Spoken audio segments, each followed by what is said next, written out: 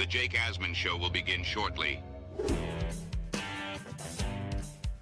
Thanks to all these great Patreon members who help support the show. Get your super chats ready. Jake will be here in just a moment. If you love the New York Jets, this is the place to be.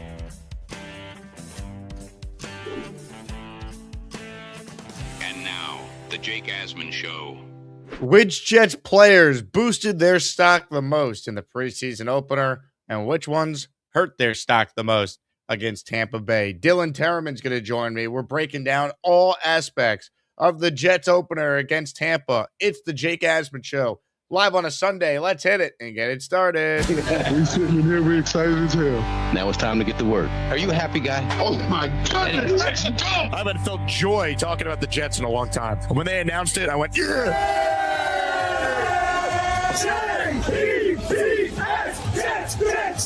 Let's go! A new chapter for the Jets has started. Aaron Glenn and Darren Muji are tasked with shaping the future of this franchise. Will they be the ones to finally get it right? We will be here for every step of the journey on the Jake Asman Show, breaking down all the storylines, every game, and everything in between. Please subscribe and hit the like button below. Super chats, baby. Cut the line. The Jake Asman Show starts right now. Here we go, Jet fans. Welcome in, everyone. It is indeed the Jake Asman Show, presented by PrizePicks. Reminder, new merch alert, baby. JakeAsman.com/shop. Get your Pain Collection merchandise that we launched ahead of the upcoming Jet season. Pain hats, Pain snapbacks, and Pain t-shirts are on sale now in black, white, and green. JakeAsman.com/shop. A bunch of you purchased merch over the weekend already, so thanks to everyone who supports the show on YouTube, joins the Patreon, supports our sponsors, buys merch. We wouldn't be able to do it without you each and every day. So thank you, thank you, thank you. Right now, we say hello to a man who we respect, we love, some might fear, the host of the Dylan Tereman Experience. Dylan Tereman joins us now. DT, happy Sunday. We're chubbing for club. A lot to talk about with the New York Jets. Yeah, absolutely, man. I don't know if anybody should be afraid of me. Appreciate all the love and what's up, Asmaniacs. Happy to be the first official guest on the Asman Show to break down this preseason action we got going on. So take me through the emotions of one Dylan Tereman. You know, you're excited to watch this game Friday night. Then you find out less than an hour before the game, wait, it's not Gino. It's Cade Klubnik making the start. Your guy down in South Carolina, of course. Give me your thoughts on what the emotions were for you knowing Klubnik was going to go out there and play as the starter. I was definitely, a little worried about the Geno Smith injury because it happened so late and it was seemingly out of nowhere. And then my initial thought right after that was, okay, we're going to see a very extended look at Cade Klubnik. Unfortunately, we didn't get that extended look, and hopefully that'll happen maybe this week. But it was like a little bit of like mixed emotions. I was so like after 6 p.m. hit, I was just like locked in. I was like, the Jets are playing football in less than an hour. We get the Geno news, and it's like, oh crap, like is he going to be all right? You get back up, and you're like, Cade Klubnik, baby, let's go. We're chubbing for club. Like I got the jersey on and everything, and we see 2 drives. So a little bit of a disappointment there, but we at least got to see Cade Klubnik perform. Geno Smith day-to-day sore ankle, now originally reported as like soreness in his leg or his knee, whatever it actually was. Glenn comes out and says he's fine, he's day-to-day. Let's hope that's the case. We'll know if the Jets are lying to us based on Geno's practice time this upcoming week, because I think he needs to get out there against the Steelers on Friday night if he's healthy. They need reps, and you brought it up. The fact that Klubnik went out there and he only had 2 total drives, I thought that was a huge miss by Glenn and this coaching staff. He needs to play. He needs experience. And you had a golden opportunity with Geno down to give Klubnik the entire first half. Look at what the Cleveland Browns did in their quarterback battle yesterday. Watson played the first half. Shador played the second half. You look around the league, look at the amount of snaps Drew Aller played for Pittsburgh in their opener, played a quarter and a half. I just feel like if there's anything I'm going to criticize from the Jets, from a big picture standpoint, not playing Cade Klubnik more, I thought was a big mistake by Aaron Glenn and the staff. Yeah, I'm like, I don't know. I guess I'm going to be like a fence sitter on this one, but you wanted to see Cade in an extended action if Geno was in, right? Because then now you know your quarterback 1 is healthy, quarterback 2 you can be a little bit more risky with. But now that the Geno injury has popped up and we got to monitor that pretty closely, I feel like they were a little bit more like guarded and like protective of Cade Klubnik. And I don't know if that's the right or wrong answer necessarily, but it was a little bit of a disappointment considering we thought we were going to get, the end of the first quarter through halftime, maybe back out into the third quarter. My big thing with Cade was if you were going to play him that long, let him go into the locker room at halftime, learn from what he did in the first half, and come out and get a drive or 2 in the third quarter to really improve upon it. Now that they've only done 2 drives with him, I think it was 7 total passes, 16 total snaps across 2 drives. You are a little like, okay, the Jets don't want to go get a veteran quarterback. They are putting a lot of eggs into the Klubnik as QB2 basket. Is that the right play or not? I think it remains to be seen, but it all hinges on this Geno Smith injury. If it's, going to linger and Cade is looked at more as the QB1 going into this Pittsburgh game, it's a little bit more concerning. But yeah, I kind of agree. I wanted to see more Cade. I guess I can't just like kill them for not having him out there as long as they did. So we'll talk more about what we actually saw from Cade in his 2 drives. But this was the answer from Aaron Glenn. Shout out to Rich Cimini for being the one to ask the best question out of the post-game presser. Hey, Aaron Glenn, did you consider playing Cade Klubnik more than just the 2 drives? I just felt like that he had enough plays at that point, and I really wanted to make sure. Okay, so Glenn says he thought he had enough plays. Well, does he know how many plays he had? Take a listen. I had a good shot at seeing all 3 of the quarterbacks. So, when I said Geno was going to be down, I knew at that point that, I was going to try as much as I can to see all those guys. I can't tell you the rep number right now, but I want to make sure that it was somewhat even across the board. But again, I'm happy how he operated. How does that make sense? How does that make sense?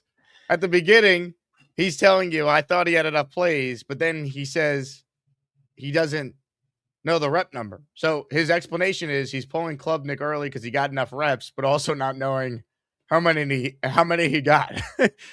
Reminiscent of a lot of things Aaron Glenn did last year that really didn't make much sense. Like, remember he got the game-winning field goal yardage wrong? He had no clue. Just like, this is the stuff that I'm worried about with a head coach who now has more responsibilities on his plate, taking over the defense as well. Yeah, it did bring back immediate PTSD hearing that answer of like, he didn't know how long that field goal was last year. The number was 16. It was a very simple math, 12 on the first drive, 4 on the second drive. He had 7 passes on those 16 plays. So like, I get it. Maybe Aaron Glenn didn't want to give the wrong number and say like 17 or 15 and get killed for that. But it seems like you got to know how many reps you're giving your guys. And I wonder, based on that answer, because Geno was scratched for the game, did they just do with Klubnik what they were going to do with Geno, give him 2 drives and then move right into Bailey Zappi and Brady Cook? So I wonder like what the logic was there, but it is a little frustrating when you can't come to the number 16. It's just like, why? Why? Geno's not playing great. Klubnik, you play the entire first half. Zappi and Brady Cook, you guys get the second half divvied up. Like that should be the plan. And for those saying, well, maybe they didn't want Cade out there with the backup offensive lineman after the starters, he was going to play with the backup offensive lineman anyway, because Geno was supposed to start the game with the starting offensive line. So like that doesn't make any sense either. Glenn just makes it really hard to believe he has any clue what he's doing. I'm sorry. Yeah, it is a little bit strange. And I guess the second preseason game will really dictate like what their plan is with Cade Klubnik. Because if we only get 2 series of Cade Klubnik against the Pittsburgh Steelers, like, I'm sorry, nobody needs to watch Bailey Zappi and Brady Cook anymore. I think at this moment in time, as of 11 whatever this morning, 2 quarterbacks are on the 53-man roster. Now, could they trade for a veteran and make Cade the emergency third because you cannot practice squad a guy like that? Maybe, but right now it looks like they're going to hold 2 quarterbacks on the 53. So in one sense, I don't want to defend Glenn and say like you have to protect him because you do want to see an extended look, but it is just very mixed messaging from the coaching staff about how they're handling this whole Klubnik situation. Chubb for Club, great name, says the only way this makes sense is if the Geno injury is worse than they're indicating. If Geno's out for a while, you need to keep Cade healthy. Sure, but they're telling us that Geno's fine. So it's an even worse look if they're lying to everyone about this Geno injury. Like in the big picture, they're going to end up being criticized more if that's what's actually happening here, which I don't believe. I'll take them at face value that Geno Smith's day-to-day, he was precautionary, and he'll be out there this week practicing and play against the Steelers. Yeah, and I'm not saying he's doing the whole Saleh thing where it's like, oh yeah, we'll see him out here in a couple weeks, and then 6 months later he's on season-ending IR.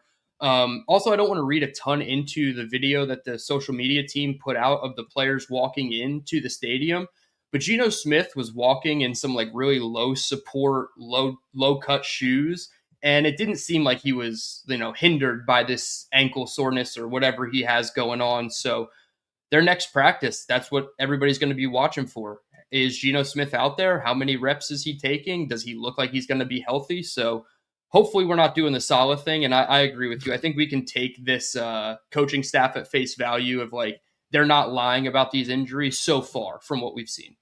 Comments, questions, super chats, cut the line. So that's the big storyline with Klubnik and the playing time out of the game. As far as the on the field stuff, we're going to get into that next. I want to remind people, though, it's Sunday, which means our weekly raffle is at the end of the show. Anyone who enters today, and you're going to want to enter today, and I'll tell you why, you have a chance to win a signed Nick Mangold helmet, a signed Curtis Martin helmet, and a signed Garrett Wilson helmet. When you enter during this show, you're entered in a separate Asmaniac raffle that will spin the wheel at the end of the show for a David Bailey jersey, an Omar Cooper Jr. jersey, a Kenyon Sadiq jersey, or a Jets Legends jersey. You pick the player you want from Namath to Cabret, so on and so forth. But if you want a chance to win any of these prizes, last chance for you to enter for your chance to win. Since our schedule was a little wonky this week, you have great odds to win one of the prizes on the show if you enter by gifting a membership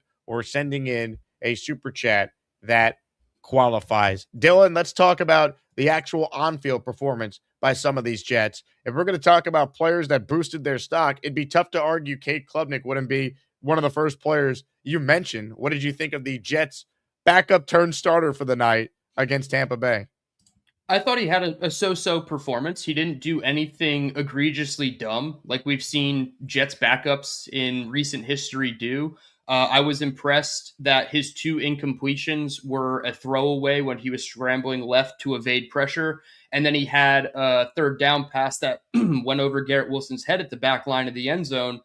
But it was a good route by Garrett. It was a good decision-making process by Klubnik there. So all in all, I think it was so-so, something to definitely build upon. The throw to Garrett on third down for 21 yards, that was good. You can argue a little bit of ball placement could have been an issue on that throw, but I agree. Buffalo Jet fan put out a video. If Klubnik led Garrett Wilson on that throw on third down, Garrett Wilson probably is decapitated. I mean, as it was, he kind of got sandwiched between those 2 defenders coming down with that football to begin with, but I do think that we should be a little bit less critical of the ball placement on that throw. He comes back and hits Garrett for a shallow crosser for 11 yards.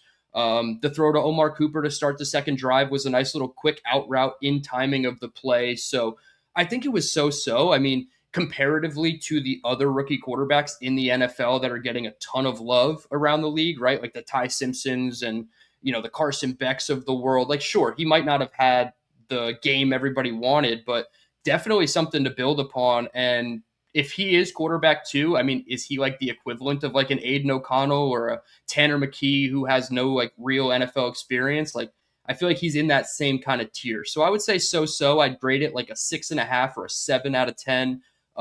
Again, if we got a little bit of extended time, maybe that number would go up, maybe that number would go down. But I would say all in all, so-so for a 4th round rookie. What I liked that Klubnik did, rewatching the game, there were moments where we've seen young quarterbacks when like the first read is not there and they start running, they throw across their body and they make a poor decision. He was smart. He even did something subtle where he threw the ball right out of bounds right before he stepped out of bounds. And how many times do you see like a quarterback just run out of bounds, they lose 2 yards? Like it was a subtle thing. He just threw it away just to save the 2 yards, didn't force anything.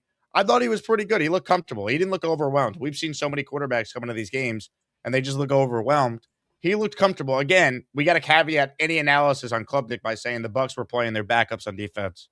Yeah, 100%. And I thought the the quick timing throws to Mason Taylor, the first throw of the game on a little flat route to the left. He came back and hit Mason Taylor after that like botched run play on the second play of the drive. It looked like Cade thought it was inside zone to Brees, but it was actually a toss left to Brees. But then that very next play, 2nd and 15, he gets a chunk yardage back, sets him up in 3rd and manageable. He just threw it right over the middle on like a little sit route to Mason Taylor. And I feel like those are the little like nuanced things of like get to the back of your drop, understand your progression is inside out 1, 2 to 3, hit the first guy if he's open. And I feel like he just did enough of a professional job to say that we want to see more, and it's not quite like the backup history we've had at quarterback.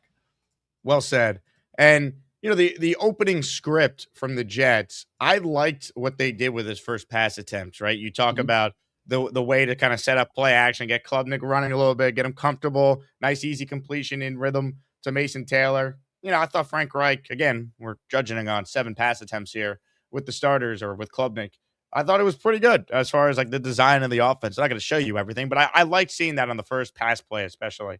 Yeah, it was super vanilla from Frank Reich, of course, and we expected that. A lot of dagger concepts, like the one that he hit Garrett on for the 21-yard completion. But when you look at that first play, it was that little bootleg rollout left. He had Mason in the flat. He had AD running a corner route to that same side, and then you had Isaiah Williams running an over route. Obviously, playing clicker and watching the all-22 back, like you can pause it at any point and be like, oh, well, these two guys, AD and Isaiah, were wide open. Why did he take the check down to Mason Taylor? Well, that's probably the first in his progression. He's reading it low to high. If he sees the guy right in the flat who was Mason Taylor get open, he's going to throw it. Now, I want to see in week 2 against the Steelers, if that play happens again and you get a similar situation, can he look off Mason Taylor and throw it over the middle to Isaiah Williams coming across? So all those things it's just a stepping stone for Cade, but the confidence to throw the ball to the open man who's first in the progression really speaks volumes, just because the bar is so low, dude. Like, he didn't drift 10 yards back in the pocket. He didn't, like you said, run out of bounds and take a sack when he could have just thrown it away. He did in the red zone, and I don't know if I want to blame Garrett Wilson entirely, but if you go back and watch the quote-unquote sack of Cade Klubnik, it was basically the same thing. He scrambled to the right, got tackled out of bounds, like lost a yard or two. Garrett took one step and didn't do anything. He just, I don't know if he was like not a read on that play, but he just stood there and then like locked up with the defender. And then when Cade scrambled his way, Cade even pointed. He's like, get vertical. And Garrett just kind of stood there. So Cade had to take the sack. Maybe he could have thrown it away. But all in all, man, I think he did enough to want more out of Cade Klubnik. And let's talk about the opening drive, right? If the Terp Monster doesn't get Brees Hall here, he's scoring. Joe Caparosa did a nice job kind of explaining the breakdown of the play. Jets and 12 personnel here. You got Woods and Garrett Wilson and Ruckert and AD, mirror alignments. Tippmann, watch 66. Good work on the pull. And then Brees does a nice job just bouncing it to the outside. And if he doesn't get MetLifed, he's scoring a touchdown here. So they should have scored on that opening drive, and they obviously did score a touchdown with Braylon Allen and the backups with Klubnik on the second drive here. What did you think of the Jets' rushing attack, as it looked like both running backs played very well from what we saw? It was super encouraging. Obviously, getting your foot tangled up and not finishing this run in the end zone for Brees kind of stunk. And I wonder if like the narrative around Cade Klubnik's performance would have been different if he ended up in the end zone and they came away with 14 points instead of 10 while he was the quarterback. But the rushing attack in general, I think it was Louis Riddick put out a tweet. If there's nothing else that this Jets offense can hang their hat on, hypothetically, like if Geno Smith goes out and has, a lesser quality season than, the average of his last 4 seasons, we all know he can turn around and hand the ball off to either 20 or 0, and good things are going to happen. It felt like that first Braylon Allen run of 8 yards was a huge, positive to see him back healthy. He took a little bit of a shot to the leg, which coming off a knee injury, like you want to at least see that hold up. And then 2 plays later, he's breaking away from everybody and scoring a 31-yard touchdown. On that Braylon Allen run specifically, though, 4 players need to be highlighted on the offense that did a damn good job of opening those lanes. Right guard Cole Laval and right tackle Chukes Okorafor, they kind of like zone blocked to the left.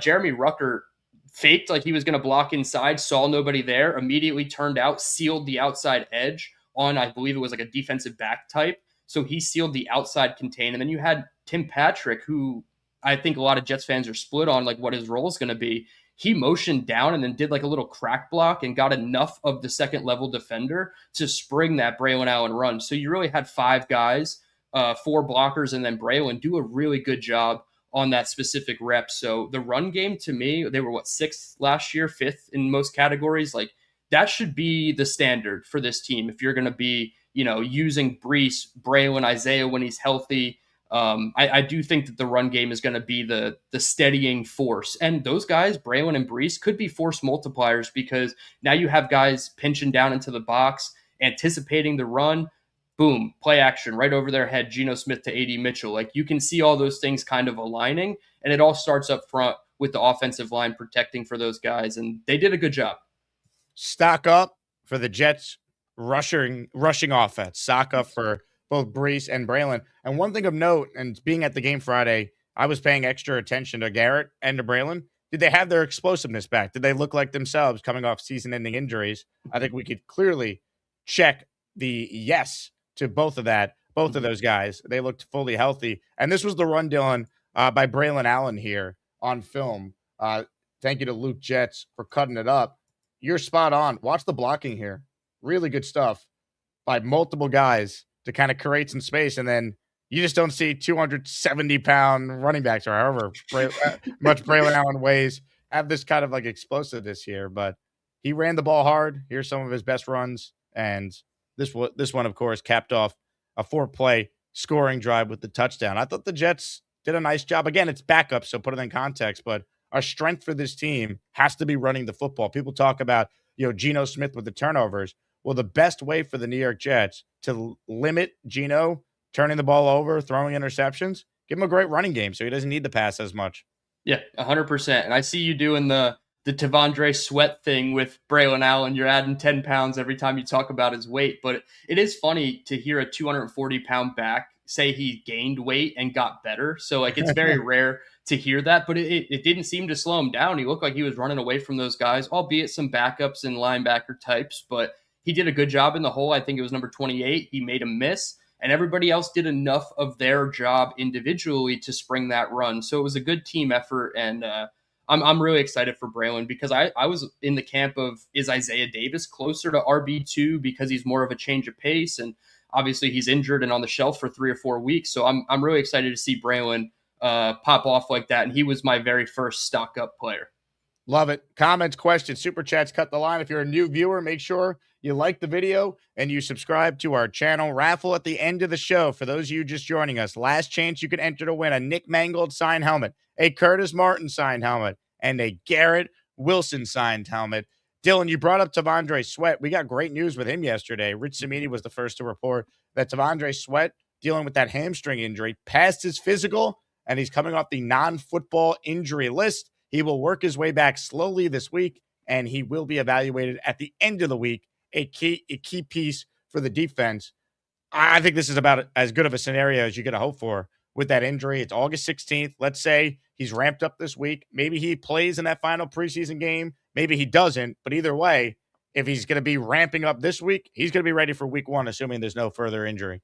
Yeah, that was my immediate reaction. Is it gives him enough time where even if he doesn't play any preseason snaps but gets a ton of practice reps throughout the week, he could be very much in line to play in that week 1 game. And it's a huge revenge game. We talk about, Saleh and all the ex-Jets on the Titans roster currently, but we have 2 ex-Titans on our roster that are chomping at the bit to, prove to their former franchise that they made a mistake in letting them go. Obviously, Jarvis Brownlee traded midway through the season last year, and Titans fans were like, why the heck are we trading one of our best defensive backs midway through the season? And then T'Vondre Sweat, you get him this year in the swap for Jermaine Johnson, and he immediately, when the schedule comes out, he posts like the smoke coming out of his nose emoji, and like he's ready to go. So I want to see Big Sweat in the middle of this defense because he's probably going to be the piece that holds it all together, gives you some run defense upside, but also a ton of pass rush juice. So I'm really excited for this. This is positive injury news, and we don't really have a ton of negative injury news, at least from the game perspective. Ladies and gentlemen, Dylan Tereman is my guest. He is a football connoisseur. So if you guys have any questions for DT, write it in and we will bring it up on the screen. Make sure you guys subscribe to Dylan's channel. I want to give some love to our guy, Panama Jet. He is in the Asmaniac raffle with a $100 super chat for 20 entries. Hit the Jet chant, Woody Johnson. J-E-T-S, Jets, Jets, Jets. Woo! Let's go, Panama Jet. Give him another Jet chant, Lou B. J-E-T-S, Jets, Jets, Jets. Let's go. Give him a hug, Woody. I hug him every day. I hug him every day. And give him a jet up, Gino. Jet up. Let's go. Panama, thank you as always for your support. Wouldn't be possible without people like Panama supporting the channel year round. He says, as much as I want AG to have success, we might find the only thing we learned from 2026 season is that AG should have been one and done, unfortunately. Well, he's here. So here's how I'll spin it as a positive. Either he works out or he doesn't. And I think the Jet job's an attractive one. If a couple things go their way, like this quarterback class of 2026 plays really well, and the 2027 draft is loaded with some big-time arms for the Jets with 3 first-round picks. Like, that's kind of how I view it. Either Glenn proves he's the guy, or if he's not, I think the Jets are in a spot with a GM that people around the league respect and a roster that's not bereft of talent with a lot of cap space and the most amount of first-round picks in the NFL. Yeah, I said it at the end of last season. I wouldn't have been surprised if they made the move, although it didn't seem like it was something that they wanted to do. But yeah, this year I'm kind of just holding off any like praise or criticism until we actually see it on the field. And we should know like relatively soon, probably before the month of October, even if like he's going to be the right guy for the job. But yeah, I have to wait for the results of this year, give him at least 2-3 games of a chance to show that he has changed. But I couldn't agree with you more that if it does go belly up and shit hits the fan and AG is not here in 27, you have a lot of things to hang your hat on for a new head coach, potentially even a new GM, depending on how these players pan out. But there's a lot to like about the future of this team that I don't want to let just AG ruin all of this.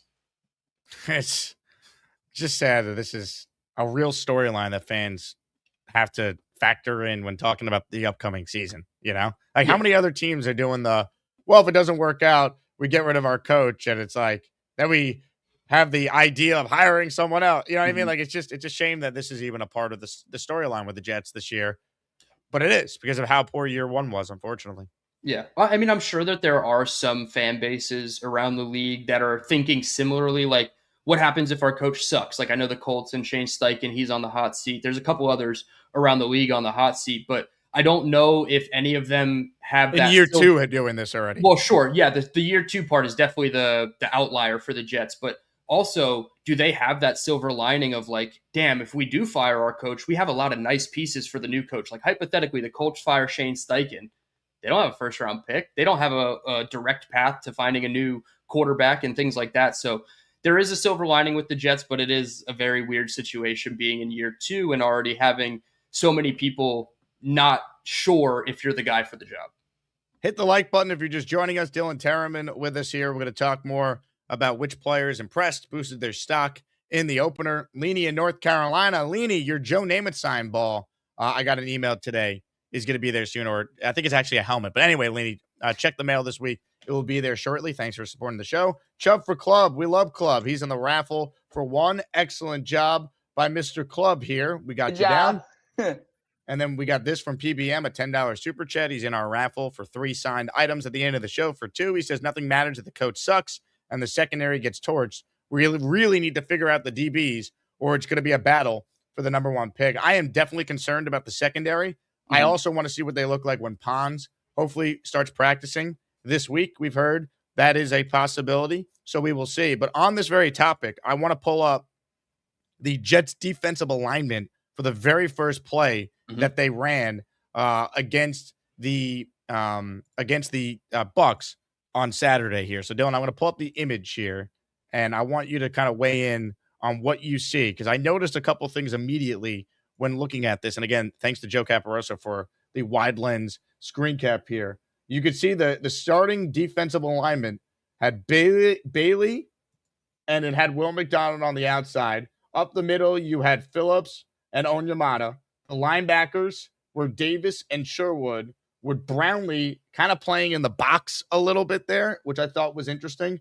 And then you had Stevens, Thomas, Fitzpatrick, and then Cisco as the safeties. And if you watch the game on Friday, Andre Cisco was the only starter to play with the backups. And then Dane Belton, of course, came in. So it's clear that Cisco and Belton are competing for the safety spot to play with Minka Fitzpatrick. But on this first play here, as you'll see, Minka drops down into the box and actually blitzes off the edge. And then Cisco was like all by himself in like a single high alignment here. So I'll roll the clip.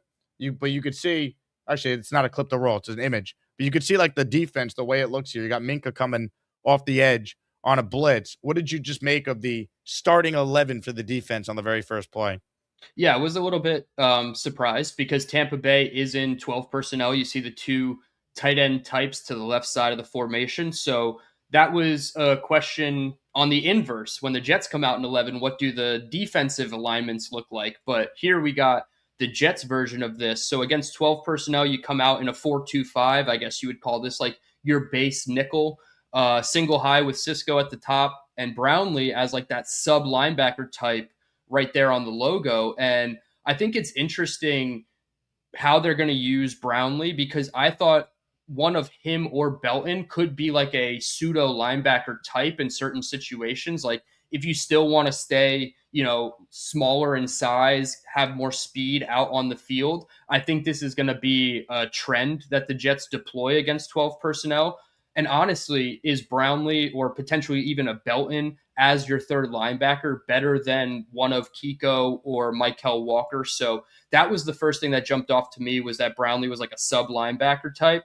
And if this is what the Jets are going to do, some of the time against 12 personnel, I actually don't hate it because I would rather Brownlee be out there against the tight end than like Kiko Mauinoa. So I was a bit surprised, but I do like that they are trying to be a little bit more, creative with how they use some of the players like at positions of strength, like slot receiver. Once we get Pons back, you could still have Brownlee in that similar type of role. And hopefully Belton eventually can get more time with the ones. But this was a little bit surprising, but I do like that they didn't just go base 4-3 or an odd man front with two linebacker types. So it's encouraging to see that they're doing a little bit against what they did last year.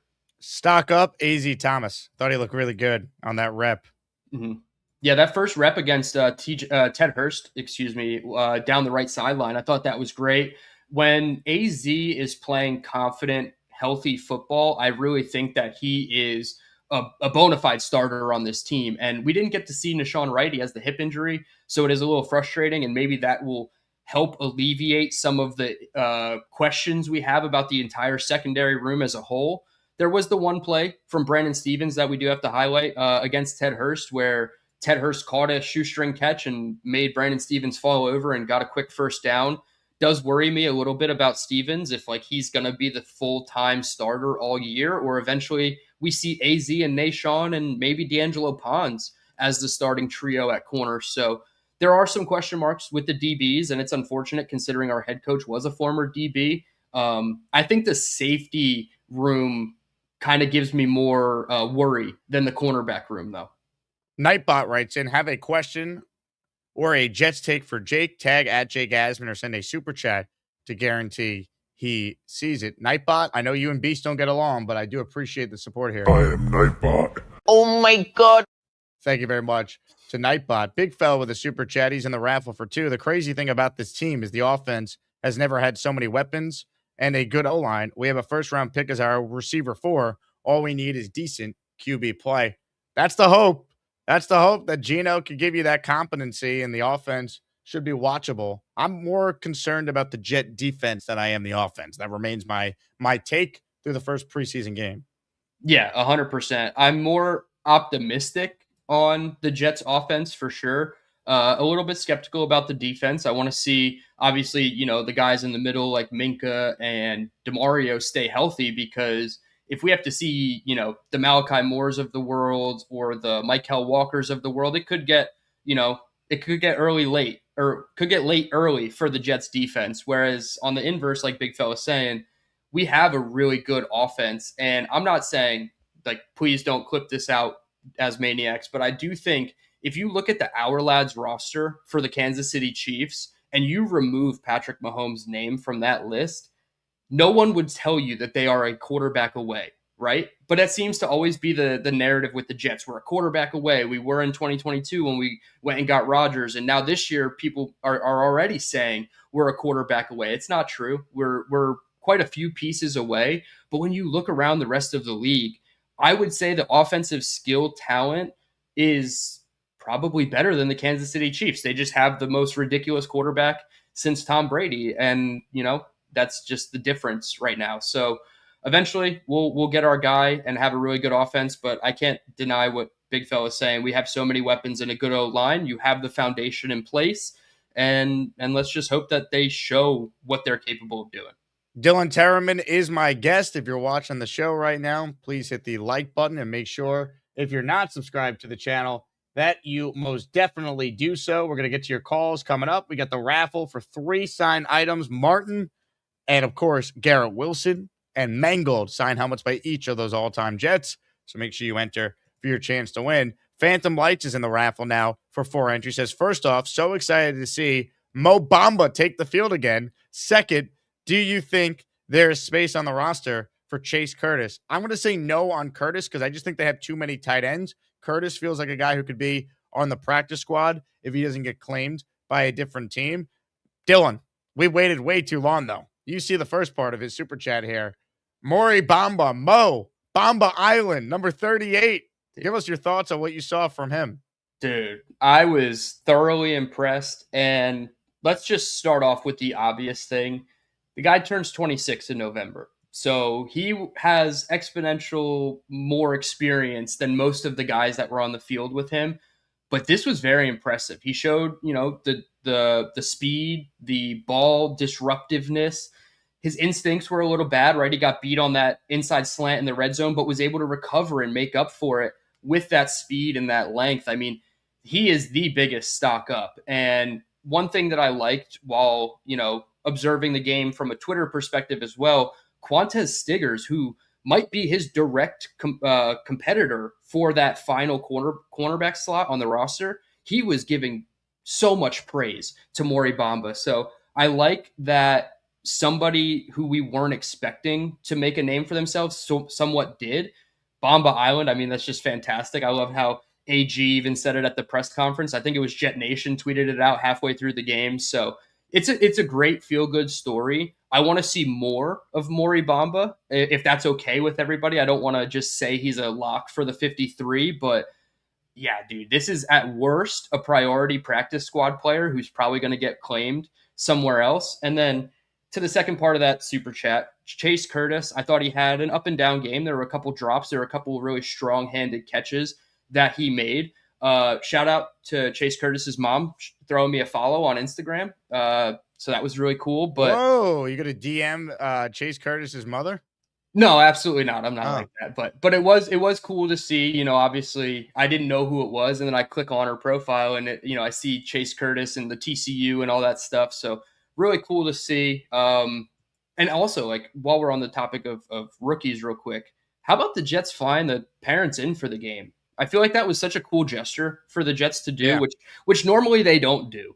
But Chase Curtis, probably a priority practice squad guy because they like Jelani Woods, they like Ruckert, obviously Sadiq and Taylor. Like, it's kind of a full room. And you have Andrew Beck, who does tight end things and fullback things. Yeah, it's what is the Andrew Beck of it all when you look at this tight end? I don't think he can make the team if you're going to keep Jelani Woods. I don't think so either. And it's probably one of those situations where he gets back on the practice squad because other teams either don't have a need for a fullback or they already have a fullback that they like better than Andrew Beck. But it does seem like he's going to be back on the practice squad and, get some playing time in this offense. So Chase Curtis, priority practice squad. Maury Bamba, man, let's see one more out of him because he had good special teams plays too, dude. He came down and he made a big tackle on a punt return coverage unit. Obviously 3 or 4 pass breakups, 0 yards allowed. I like that you put this picture up specifically because my next stock up is the man in the background there, number 33. Ooh, 33. That's Dean Clark? It's Jordan Clark. I get confused. Yeah. So I didn't Jordan even think Clark, we had Dean Clark anymore, but apparently we do. Jordan Clark is Ryan's son? Yes. What did you like from him? Dude, just the physicality, the instincts. Like, he was rallying to the tackler to make the tackle every single time. On a couple underneath routes, I saw that he was one of the first guys there every time. So finished with 6 tackles, 3 solo tackles. So on the box score, it doesn't look like a ton, but he made some really crucial tackles in big moments where it was like, okay, it's a 3rd down and he caught the ball. Now we can't let him get yards after the catch or they're going to get a 1st down. And I thought Jordan Clark did a good job.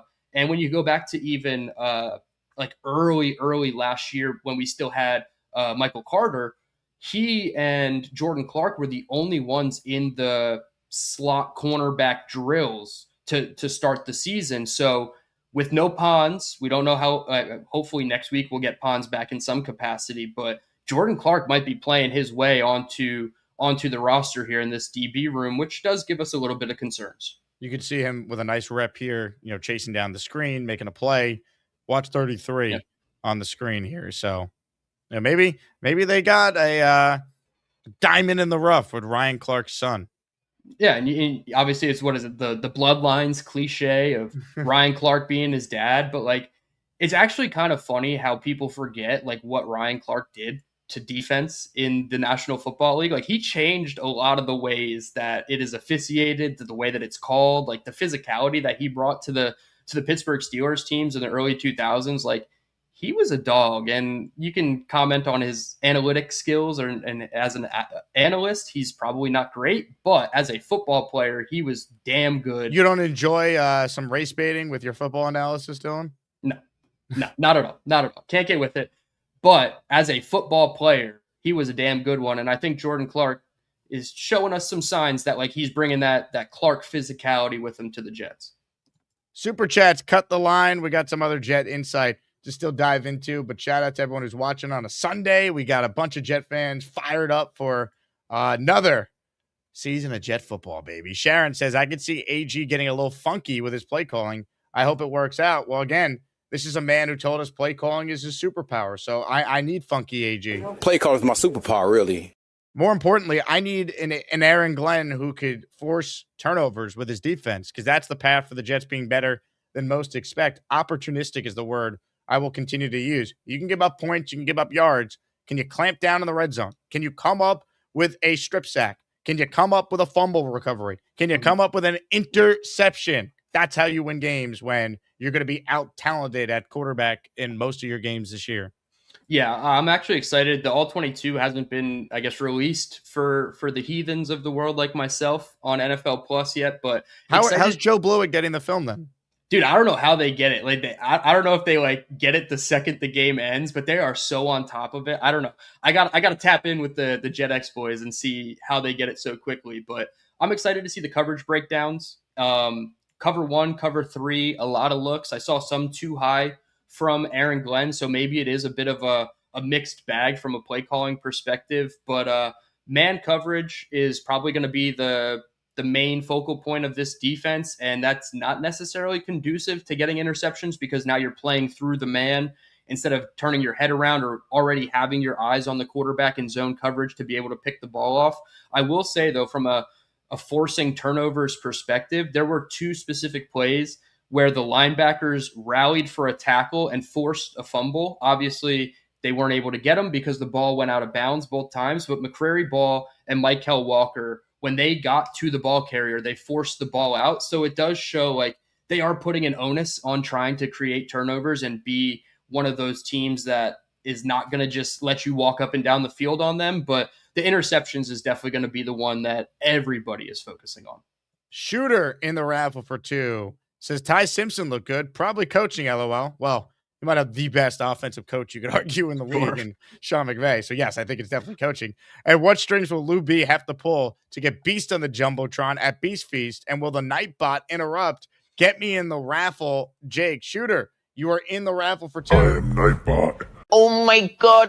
I'll tell you what, if we could get Charles Gorman on the Jumbotron, I think we could get Beast on the Jumbotron at Beast Feast, Jets Dolphins, October 25th. Here's Gorman last night or Friday night on the Jumbotron. We couldn't get to it fast enough. They cut him off, but that was the moment in time where we got Gorman on the Jumbotron sitting next to Mikey Hulkhands in his private section there at MetLife with Genergy and Jay Graves. Charles Gorman with the ladies on the Jumbotron. Nothing like it. Let's go, Gorman. As far as Beast on the Jumbotron, are the Jumbotrons in MetLife big enough to contain the whole Beast? I don't know if they can handle Beast. He's too much of a man's man for the MetLife Jumbotron. Yeah, well, I don't want to, throw shade at the Bills in their new stadium, but those Jumbotrons would only be tiny. They'd only be able to show you a portion of Beast. And there's only 2 of them. They didn't do what MetLife has, where you have one on each corner. The Bills Jumbotrons are incredibly underwhelming. I was shocked how tiny they were. Yeah, and we could go on like a whole 30-minute diatribe on new Highmark Stadium and all of the incredible seats and how they constructed that stadium. But the Jumbotrons being like a TV that you would have in your living room size is not good. And I actually like what MetLife does because every single corner has one. You can immediately look up. They don't always show you the replay. They're weird about that stuff, but you can always keep up to date with like the other scores around the league and things like that. So MetLife actually does have a good, presentation for their TV screens. Brother Yeti, thanks for gifting a membership. He joins the Asmaniac raffle for 1. Austrian Jet fan has gifted a membership. He's in the raffle now for 1. Good job. Thank you, Mr. Austrian Jet fan. Shooter with another super chat. Oh, he sent the same thing twice. I'm going to give you 2 raffle tickets for sending the same $10 super chat twice. Thank you, Shooter. We appreciate you. Jose in the raffle for 2 here says, hey, guys, I'm feeling better than I expected going into the season. We're getting a lot of key players back this week, which means we have a plan in place. Coop at receiver 4 is a good thing. Where do you fall on this conversation amongst Jet fans on Omar Cooper Jr.? Isaiah Williams was out there with the starters. Isaiah Williams, at least for now, is in front of Omar Cooper Jr. on the depth chart. That said, I thought Cooper, when he was out there, he made some plays, did what you want to see from a guy in that spot. Your thoughts on the discourse surrounding the Jets wide receiver 4, a first-round pick they traded up for, and Omar Cooper Jr.? Well, I feel like there's 2 separate branches of discourse. There is the Jets fan who's been pretty dialed into training camp and understands that Omar Cooper Jr. started off okay, had some good moments, and still is making good moments in camp. And you can also understand that Isaiah Williams is just proving to this coaching staff that he does not belong on the bench, and he is just grinding out training camp practices. Like, they call him the heartbeat of the offense. Like, the messaging from the Jets shows us that Isaiah Williams is the guy. And then there's that second branch of discourse around Omar Cooper Jr., which is like the fantasy dynasty dudes that are like, fade Omar Cooper in all fantasy drafts, and he's undraftable, and he's getting his job taken by a guy who was cut by the Jets last year, who also won team MVP. Like, that takes into account something, right? They're also just 2 different players. Isaiah Williams is shifty. He's more underneath and slip away and gain rack and like turn a screen pass into a pseudo punt return for a touchdown. Whereas we saw with Omar Cooper last night, when he gets the ball in his hands, he's looking to, create contact, get through contact, show his physicality with the run after catch ability that he has. I think both of them being good for the Jets is never a bad thing. And sure, if you want to label him as wide receiver 4 right now, which it probably seems like he is, it doesn't mean he's wide receiver 4 for his entire career or for the whole season or even half the season. Like, there's going to be games where Cooper is the feature slot guy, and then there's going to be games where Isaiah is the feature slot guy, similarly to how we view the Brownlee-Pons thing working out at the slot. Depending on the matchup, you're going to want an Isaiah Williams who can run away from a guy, or you're going to want an Omar Cooper who can run through a guy. So I don't think it's a bad problem at all for the Jets, and I'm actually really happy that Isaiah Williams is performing above expectations. And the Omar Cooper stuff, I mean, like, he's going to be fine. He showed it. The 26-yard catch was a really good catch. Yeah, I agree with you. That said, I don't know, maybe this is just the inner Jet fan in me. Part of it is like, because the Jets don't exactly have the best history at drafting receivers, minus really Garrett Wilson. So I'm like, just be nice if Omar Cooper was just awesome right away. I know it's different. Garrett was the 10th pick. Cooper was the 30th pick. So there's different expectations. But I agree overall with your point. I think Isaiah Williams is clearly liked by this staff. He's done a nice job this summer. We've seen him on some of these highlights the Jets themselves have posted. he's made plays. I think at the end of the day, I'm not going to be out on Omar Cooper Jr. because Isaiah Williams is in front of him on the depth chart in August. That seems like a very silly thing to do right now. Yeah. And like I said, it's coming from the fantasy dynasty perspective. And like, let's be honest, we've all played fantasy football, or most of us have played fantasy football. Outside of Garrett, Brees, and AD, are you drafting any skill position player right now for the Jets with confidence that they're going to be something for your team? So I feel like it's getting overreactive. And I mean, the quarterbacks are just way overreactive across the league right now. People demanding apologies for Ty Simpson after a preseason game where he was the quarterback 3. I mean, it's getting a little silly with the rookies, and it all comes from that like instant coffee, to not use a PTSD type of quote, but the instant coffee league of like, oh, he was a first round wide receiver and he's got to be 1,000 yards out the gates. I mean, at best he was going to be 3 based on how they viewed AD Mitchell. So Isaiah Williams stepping up, making it harder for the coaches to play Cooper over him, I think that's more of a positive than a negative. Hit the like button if you're just joining us. Comments, questions, super chats, cut the line. Make sure you subscribe to the channel. Mario Sosinski just hit the subscribe button, or just became a channel member. Hit the join button, so you're in the raffle for one, Mario. Appreciate your support. This is also from AJ Spaz, who sends in a $5 super chat. Says, bought the pain and tank for art shirt for my cruise. Might I suggest a play like a Jet for art shirt? Any shirt criticizing the team is a buy. I appreciate you supporting the merch store, AJ. Thank you very much. Have a great cruise.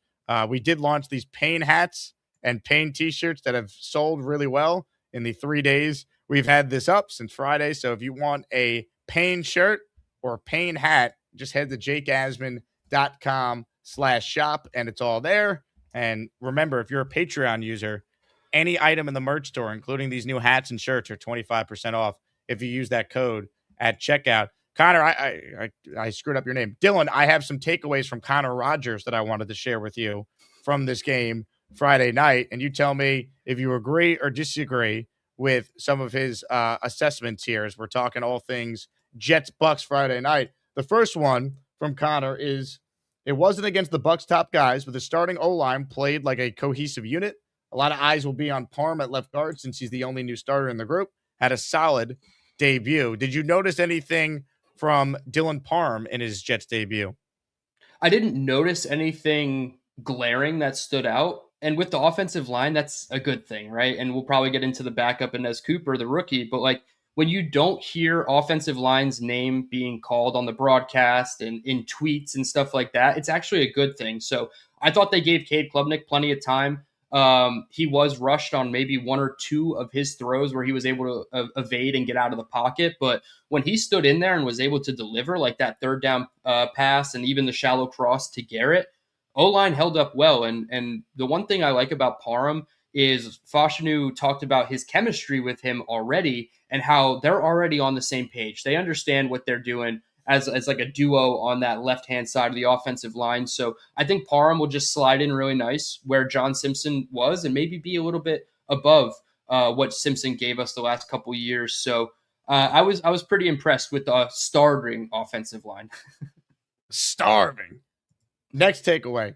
Connor says, hard to have a huge takeaway on Klubnik with such little reps. Don't really understand that approach. Nobody does because it was a terrible decision by Glenn and the staff. Looked relatively calm on his 8 dropbacks, but ball placement could have been better. They should push him more next week. Agreed. Next takeaway is only 6 coverage snaps for Azareye'h Thomas, but when he's healthy plus confident, he really challenges receivers early with timing and physicality. I'm a believer in his talent and play style for the scheme. Well, I think it's clear that for those saying Nashawn Wright, well, Azareye'h Thomas looks like he's going to be the starter opposite Brandon Stevens week 1 in Nashville. Yeah, that's what it seems like. And obviously Nashawn Wright, a little bit banged up with the hip, but did he play on he did Friday? not. He didn't, right? He did not. And I was looking for him out there with the second unit, but he wasn't out there. I don't know when they expect him back, but I'm actually glad that Connor said healthy and confident because those are the 2 words that I used with AZ before. And I said this in the middle of the game to my buddy I was listening to the game with. And I told him, I was like, for AG being like a 5'9" cornerback, he loves corners that are the exact antithesis of what he was as an NFL player. So he likes the lengthy guys that get a little bit physical. And, we go back to the draft call where he's like, go out there, press him and choke him out. I think AZ can do all those things. And as a top 80 pick, top 75 pick, whatever he was, that's what you want to see. That first rep was great from him. Maybe you could have got a little ticky-tack on the first play and thrown a flag. I thought it was a very good coverage rep, and AZ should get the start, and maybe he's cornerback 1 going into 2027 even. Interesting. Very interesting.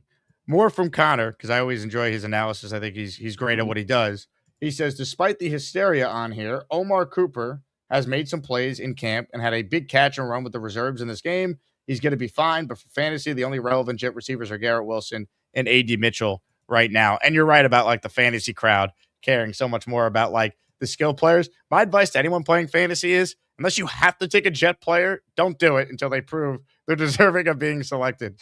Yeah, 100%. Unless it's like a dynasty rookie-only draft and you're, like, forced to take some Jets players in spots that you don't necessarily love, like, and I'm not trying to single like anybody out for their specific tweets, but there was one from Hayden Winks, who's like a known fantasy guy, and it was just like slanderous of Omar Cooper. And I'm like, bro, have you even been to Florham Park one time? Like, I'll trust the Connors and the Will Parkinsons of the world and the Saminis of the world who tell me that Omar Cooper looks fine, but Isaiah Williams looks better. It's not a bad thing. Like, I can't get with the fantasy guys.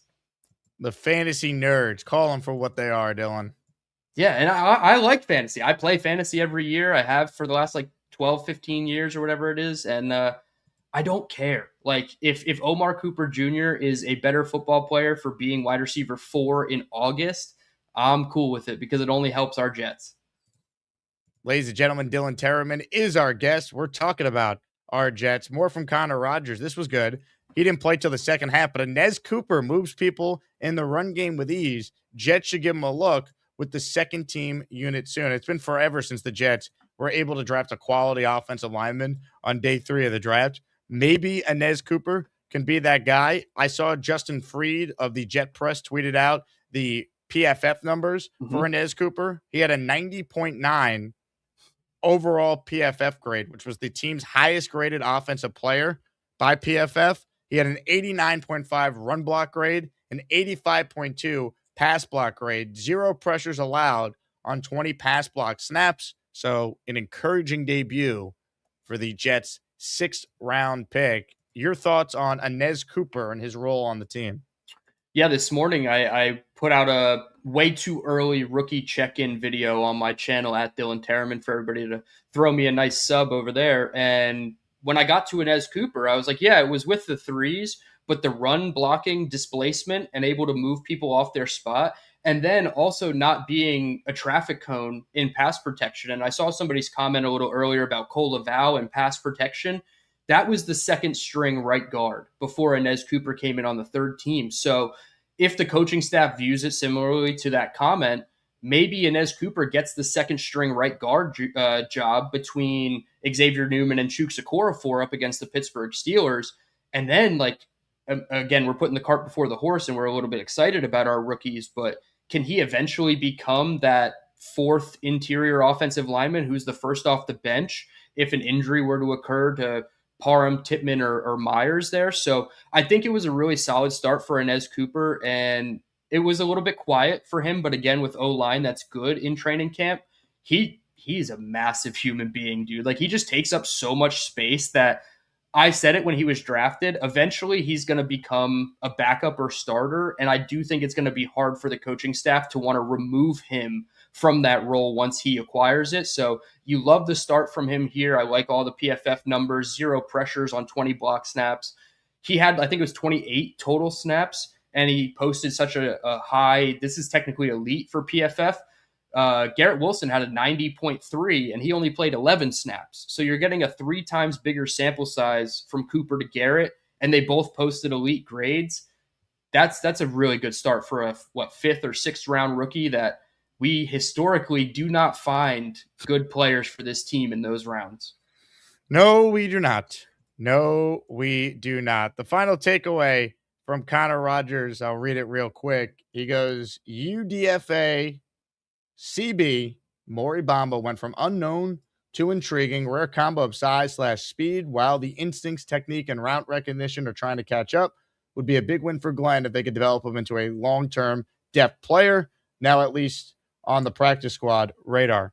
Yeah, I mean, look, they just don't have enough good quality players in the secondary. So anyone who could come up with 4 pass defenses and a half, I'm going to pay attention to.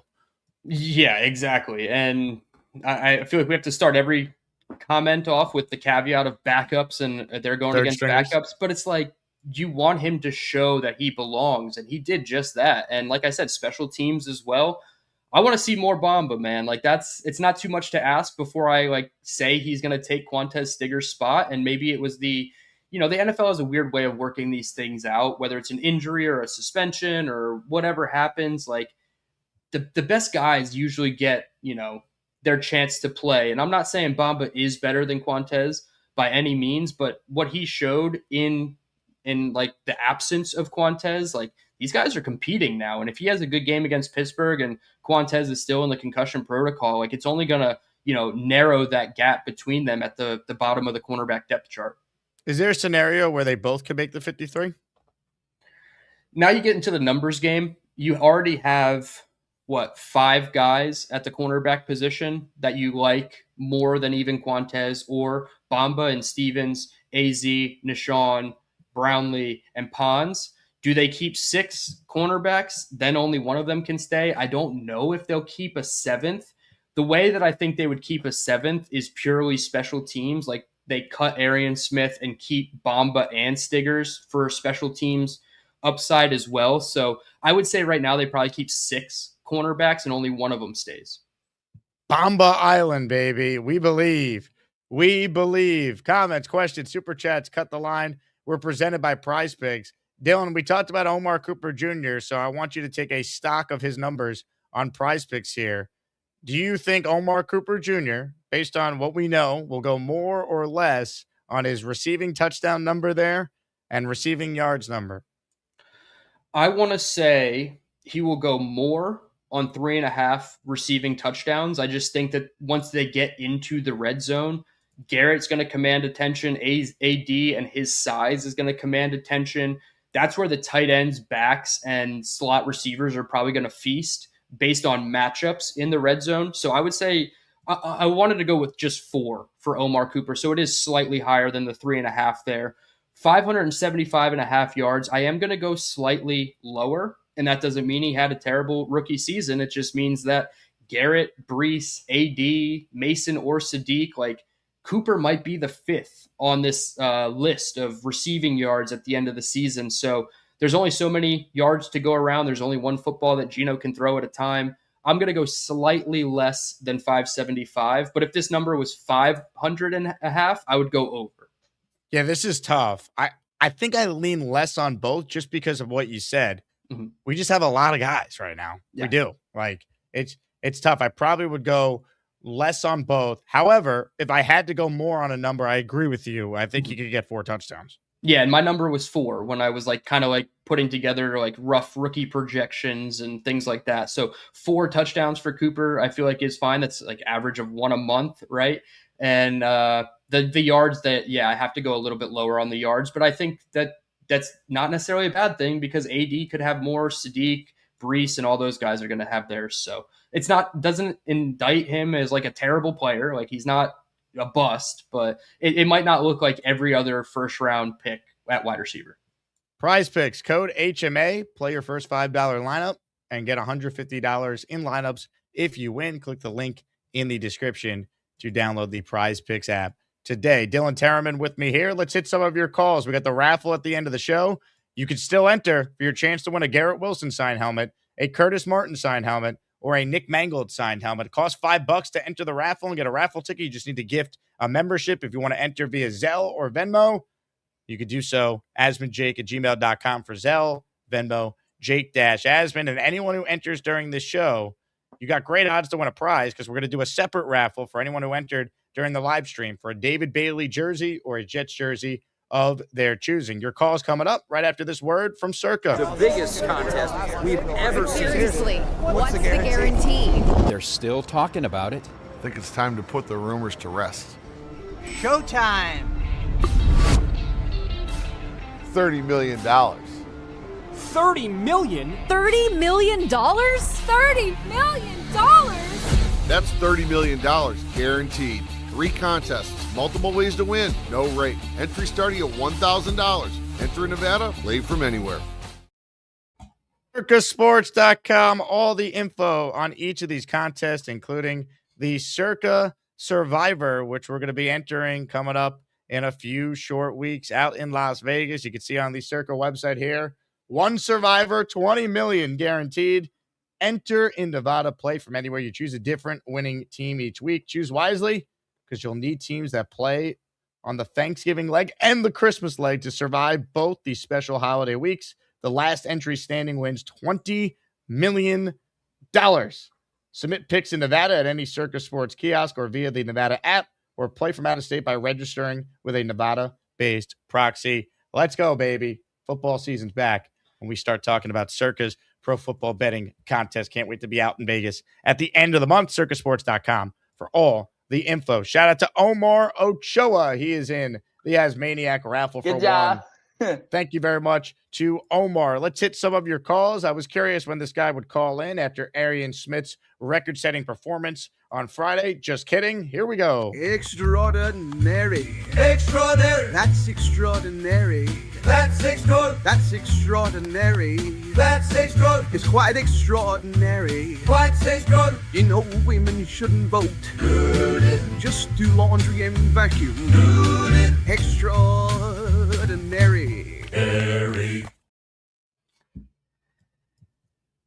We can't hear you, Gary. No. Hello, hello, hello. Can you hear me? I can't hear you. Hello? Do we need a tech guy? We got Gary on the road. Gary? Tech issues. Gary, can't hear you. I think we need some tech support. It looks like you're the muted. problem is the tech guy is not the biggest fan of Gary, so this could go wrong. This could go horribly wrong. Hey. Hello? Can you hear me now? Hold on. Tech support's coming. When a caller sounds like shit and the show's about to split, you need some tech support. Call Beast. Bring on the flabby tits. Beast Breaker.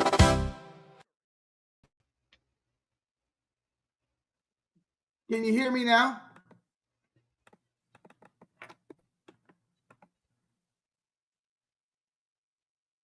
I'm not on my phone. Can you guys hear me?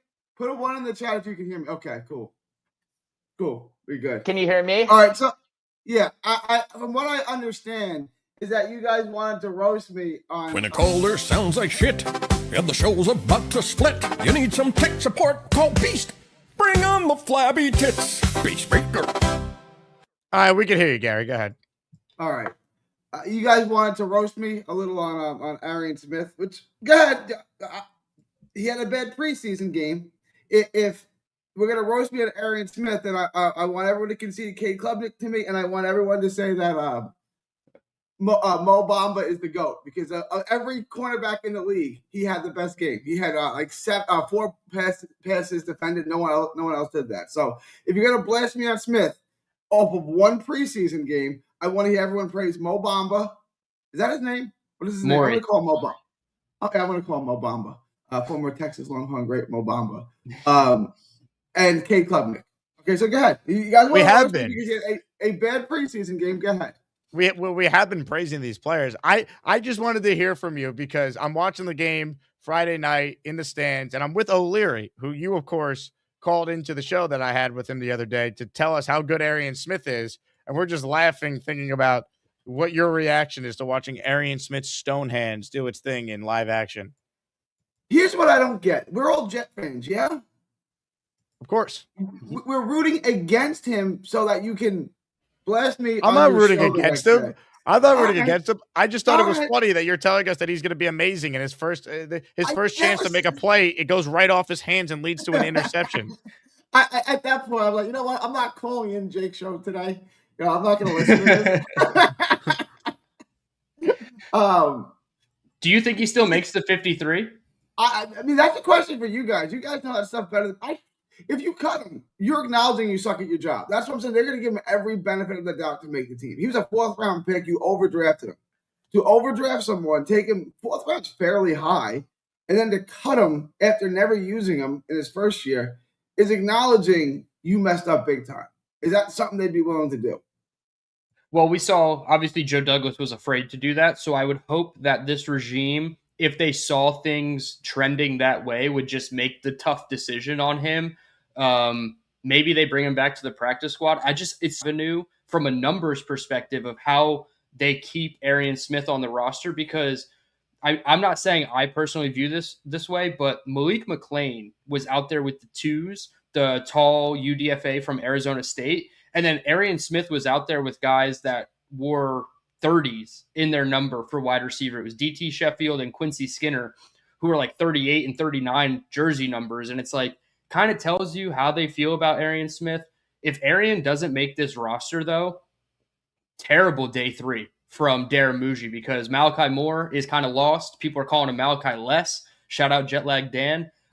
Tyler Barron is not going to play for the Jets this season. Kiko Malinois is like okay at best, but like it's a rough day 3 for Darren Muji to start. I don't know if they're going to, take their medicine and say, hey, we feel better about a different player at a different position than Arian Smith. It was just so unfortunate that you wanted to blame Zappe for the interception, and then you go back on the replay and it's like, damn it, it touched all 10 of his fingers and still ended up in the defender's hand. It wasn't good. We'll get to quarterback 3 in a minute. Like, we have to do something else. I know it's quarterback 3. If you have to play quarterback 3, your season's over. But you can't play either one of those guys in any situation. Like, you cannot play either one of those two guys. Is that the least exciting second half of preseason football, knowing that no Cade Klubnik was coming back, and obviously it was just Bailey Zappi and Brady Cook the whole time? Like, I kind of understand Costello a little bit now, but like, yeah, I understand the quarterback 3 discussion. The other thing I don't really get is Isaiah Williams. He's been in the league a couple of years. He hasn't done anything. Why is he everyone's favorite player all of a sudden? He's a marginal. You guys watch him at practice every day. I don't. He's a marginal NFL player. Why is everyone all of a sudden all over his nuts? I don't understand. Isaiah Williams, okay, fine. I don't. I think it's more. I think it's just more the fact that he shows up every day and performs to the best of his ability. And I don't want to like use a Saleh thing, but he is the like exemplary player of 1% better every practice session. And Gino's throwing him passes, Cade's throwing him passes. He's making the most of every situation. Obviously, the highlight catch in the back of the end zone that Minka was able to get his hand on. I don't want to say he's like the best player on the team, but when they call him the heartbeat of the offense, it at least shows the infatuation the coaching staff has with him. So you kind of concede to the coaching staff a little bit of like, hey, they trust him. Maybe we should. I don't want to anoint him as like the best wide receiver on the roster by any means, but it's nice to at least have a feel-good story of a player who was here, cut, came back, practice squad, wins team MVP, and then comes in and hits the ground running. So it's more of like a feel-good story than like he's the best player on our offense. Okay. All right. I get it. The two things, if I were to ask you right now, who's more likely to make the team, Mo Bamba or Arian Smith? Could you confidently say either guy, or is it too early to tell? I would lean Arian Smith because he does. 4th round pick. He was the draft That's pick. my point. That's right. Go ahead. Yeah. He was the draft pick. He is a very good special teams punt gunner. He downed a couple punts inside the 5 last year for the team. So like they have a use for his speed. If he can catch 50% of the passes that are thrown his way, I think it's a lock for him. But I would still choose him over Bamba. Now, if Bamba goes out against the Steelers and does all the same things he just did, it's more of a conversation for sure. Do you want me to answer this? Gary, pick one player to stay, Smith or Pritchett. I said this watching the game. Pritchett's better than Arian Smith. Pritchett was making plays. I wonder if with Pritchett specifically, do they do the Brandon Codrington thing where they give him, obviously he was the main kick and punt returner, had some good runs. He got to the plus side of the 50 on 2 drives. The Jets were able to cash in on 10 total points on those drives. Do they do the Codrington thing with him where it's like, He doesn't have a roster spot because he's probably wide receiver 7. We can flip him for a 6th-round pick so somebody doesn't have to wait to claim him off waivers. I would still say Arian Smith over Jamal Pritchett. But again, it's a close one. And the fact that we're asking the question just kind of bodes to what Arian Smith has done. I would say when you overdraft a guy, and they overdraft him, like no one had him going in the 4th round. I like him. I didn't even see that happening. You believe in that guy. I can't see him cutting someone who they believe in without ever really giving him a shot. Like, it's not like a different organization coming in, a different GM. These are the guys that drafted him. These are the guys that wanted him. I can't see them cutting a guy without giving him any shot. So, like, I still got to believe that Smith is going to make this team over Pritchett and Mo Bamba, I would think, because they did draft him so high. So, I mean, maybe that's not the fairest thing, but like, I believe in people, not in numbers. If I drafted you, it's because I believe in you. I'm not going to give up on you that quickly. We'll see what the Jets think. My final point is Cade Klubnik. We feeling good about Cade? At what point does he start this year? We feel all right. I don't know if he starts this year. I obviously I can't anticipate a Geno Smith injury. I don't think they ever get to the point where it's like Geno is doing worse than Cade Klubnik, so they, thrust Cade into the starting job. But if he has to come in like the second half of a game because Geno does get a little banged up, which we've seen happen, then yeah, it's certainly possible. I don't think I would put the over-under at like 1.5 starts for Cade Klubnik, and that's probably all coming in December and January when the season is either lost or, Geno has a slight injury. The bye week, we come back against Denver. We're at home for that game. Yeah, we're at home after the bye. I believe so, yeah. What week is that? That's 13. The week 12. The bye is 13, so the week 14. Bye is 13, so it's week 14. There you go. There's the week he starts. So he'll start 4 games. Yeah, 4 games. I would not want Cade Klubnik starting against Denver's defense in his first. And it's not the perfect game to start him against Denver, but you do have the bye week, and then you're at home. There's a pro and that's not the game I'd want. I'd rather throw him in against Cleveland, but that's too early in the season.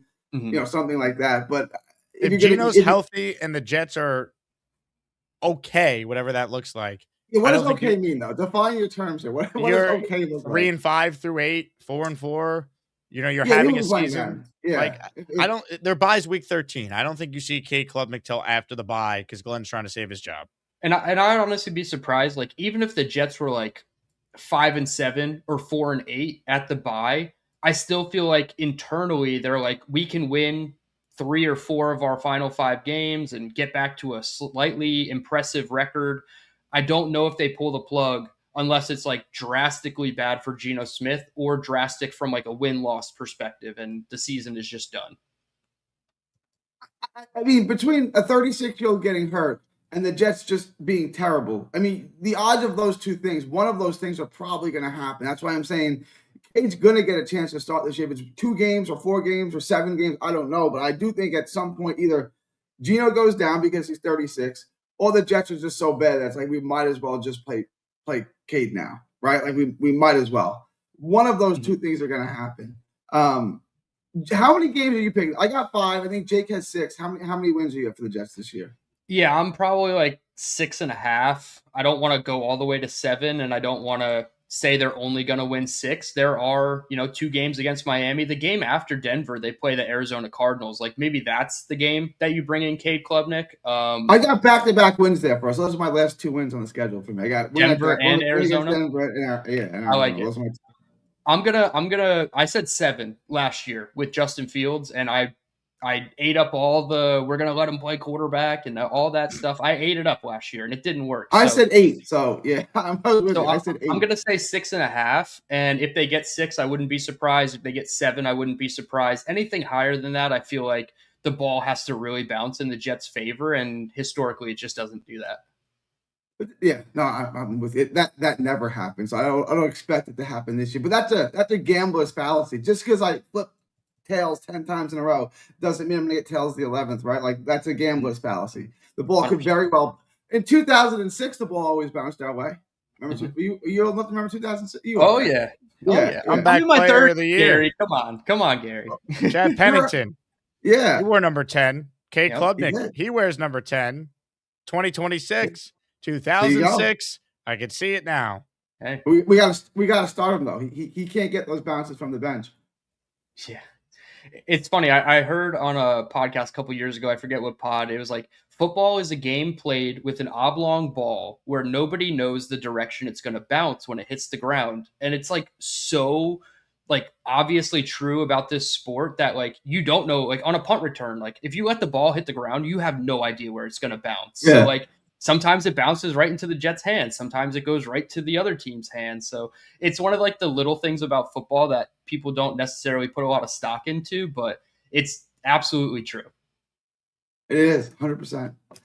All right. You guys want to take any last shots on me or Arian Smith? I hope Arian Smith plays great, Gary. I As long as won't you're lie to you. rooting for him. I was laughing yeah. when his first opportunity to make a play, he has 10 fingers on a pass, and it somehow gets intercepted the other way. And it's like, he's not an NFL player. I don't think he should make this team, but we'll see. I said 99%. I might be backing off that a little bit. I still don't see any realistic chance. If I said, I'll give you plus 400, he doesn't make the team, would you take it? I'd sprinkle. Sprinkle. I don't know if he's a lock to make the team. I'd put $10 on it, win 40. Yeah. I just think you might as well donate your money to charity. You might as well do something positive with it than just give it to the bookie. This is the one for me. Arian Smith or Malachi Moore. Do both of them make this 53-man roster? It's so hard to like predictively say yes. I've never really gone through the names. Is Malachi Moore on the bubble too? Well, he was in there playing till the second half. Yeah, that's true. He was clearly the fourth safety. He was playing alongside Jarius Monroe. I would say Jarius Monroe had a little bit of a better game than he did. And it's hard when you don't stick out and they're given so much more time to Cisco and Belton. And as far as QB3, they're not going to roster one of those guys. They're just going to put one of those guys on the practice squad, right? Yeah. Bailey Zappi will probably be the emergency third as of today. And if they make a move, like a Andy Dalton type trade to make Cade the third, Cade's not getting cut. They're going to carry 3 and do what they can, because the second you cut Cade Klubnik, he's gone. But you're not cutting Cade. No, you can't. No.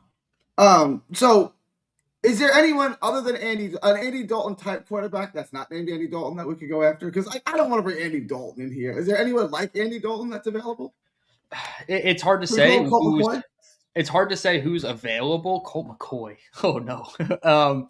But it is hard when like most of the guys that we're putting in this bucket, like the Tanner McKees, right? Like he has no real starting NFL experience where it's just like, do they like what they've seen from Cade as opposed to the unknown of what Tanner McKee could be?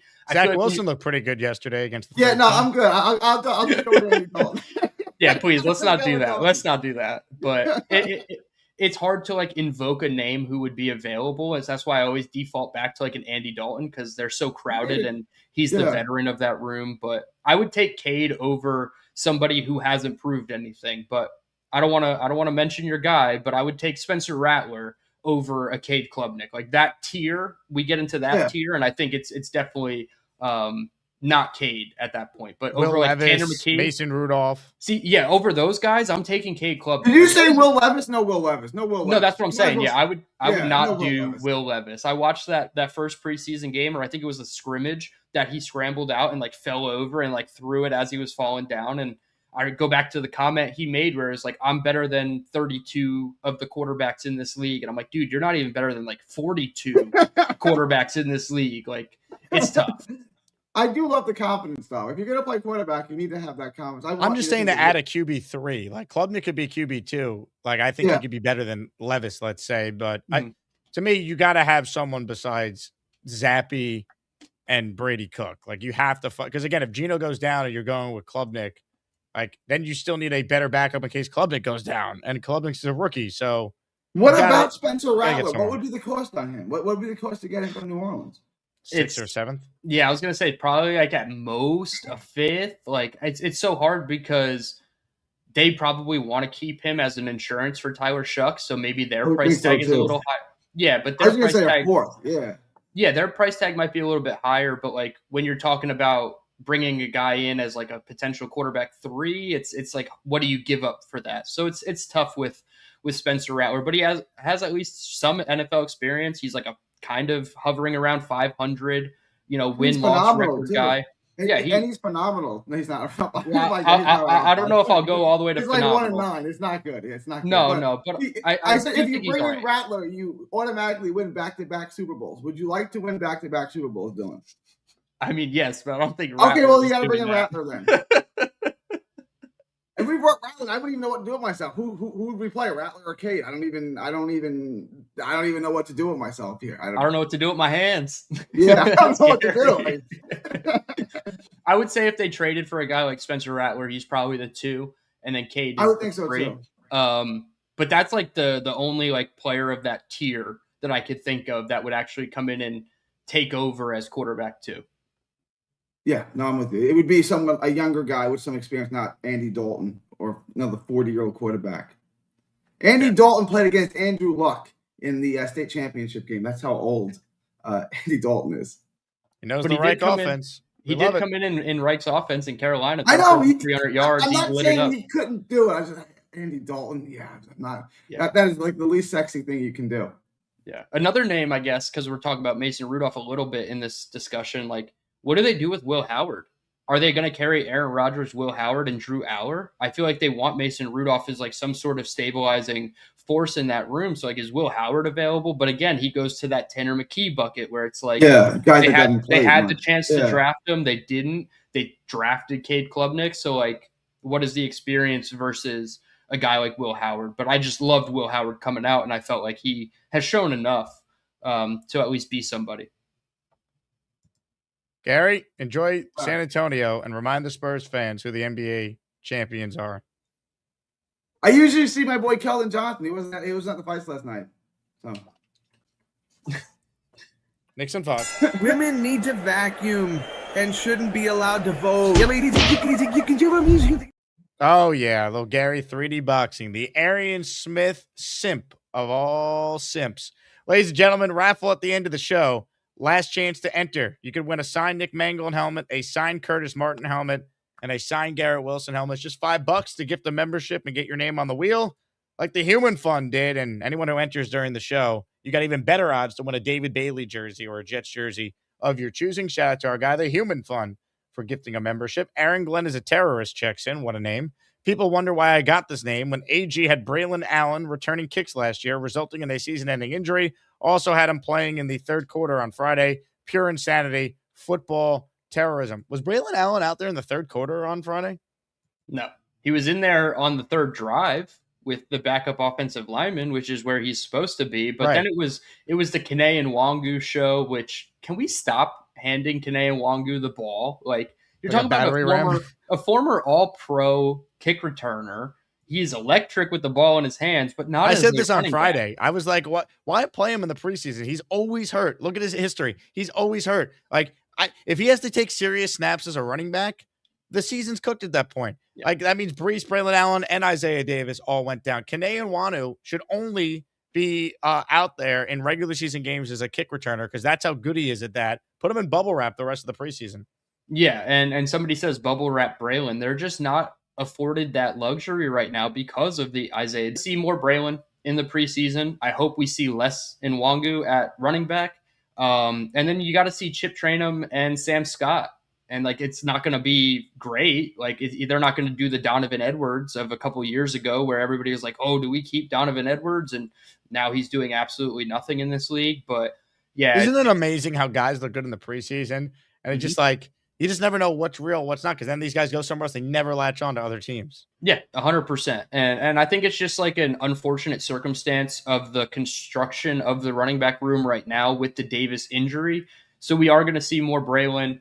But to the Super Chatter's comment, putting him out there on special teams last year, and we lost 10-plus games of Braylon Allen for the season, like it was a tough look for sure. Ladies and gentlemen, the best community in sports continues to do it again. Windy City Jet fan gifting 10 channel memberships. He's in the raffle for 10 entries. Who want to fly with them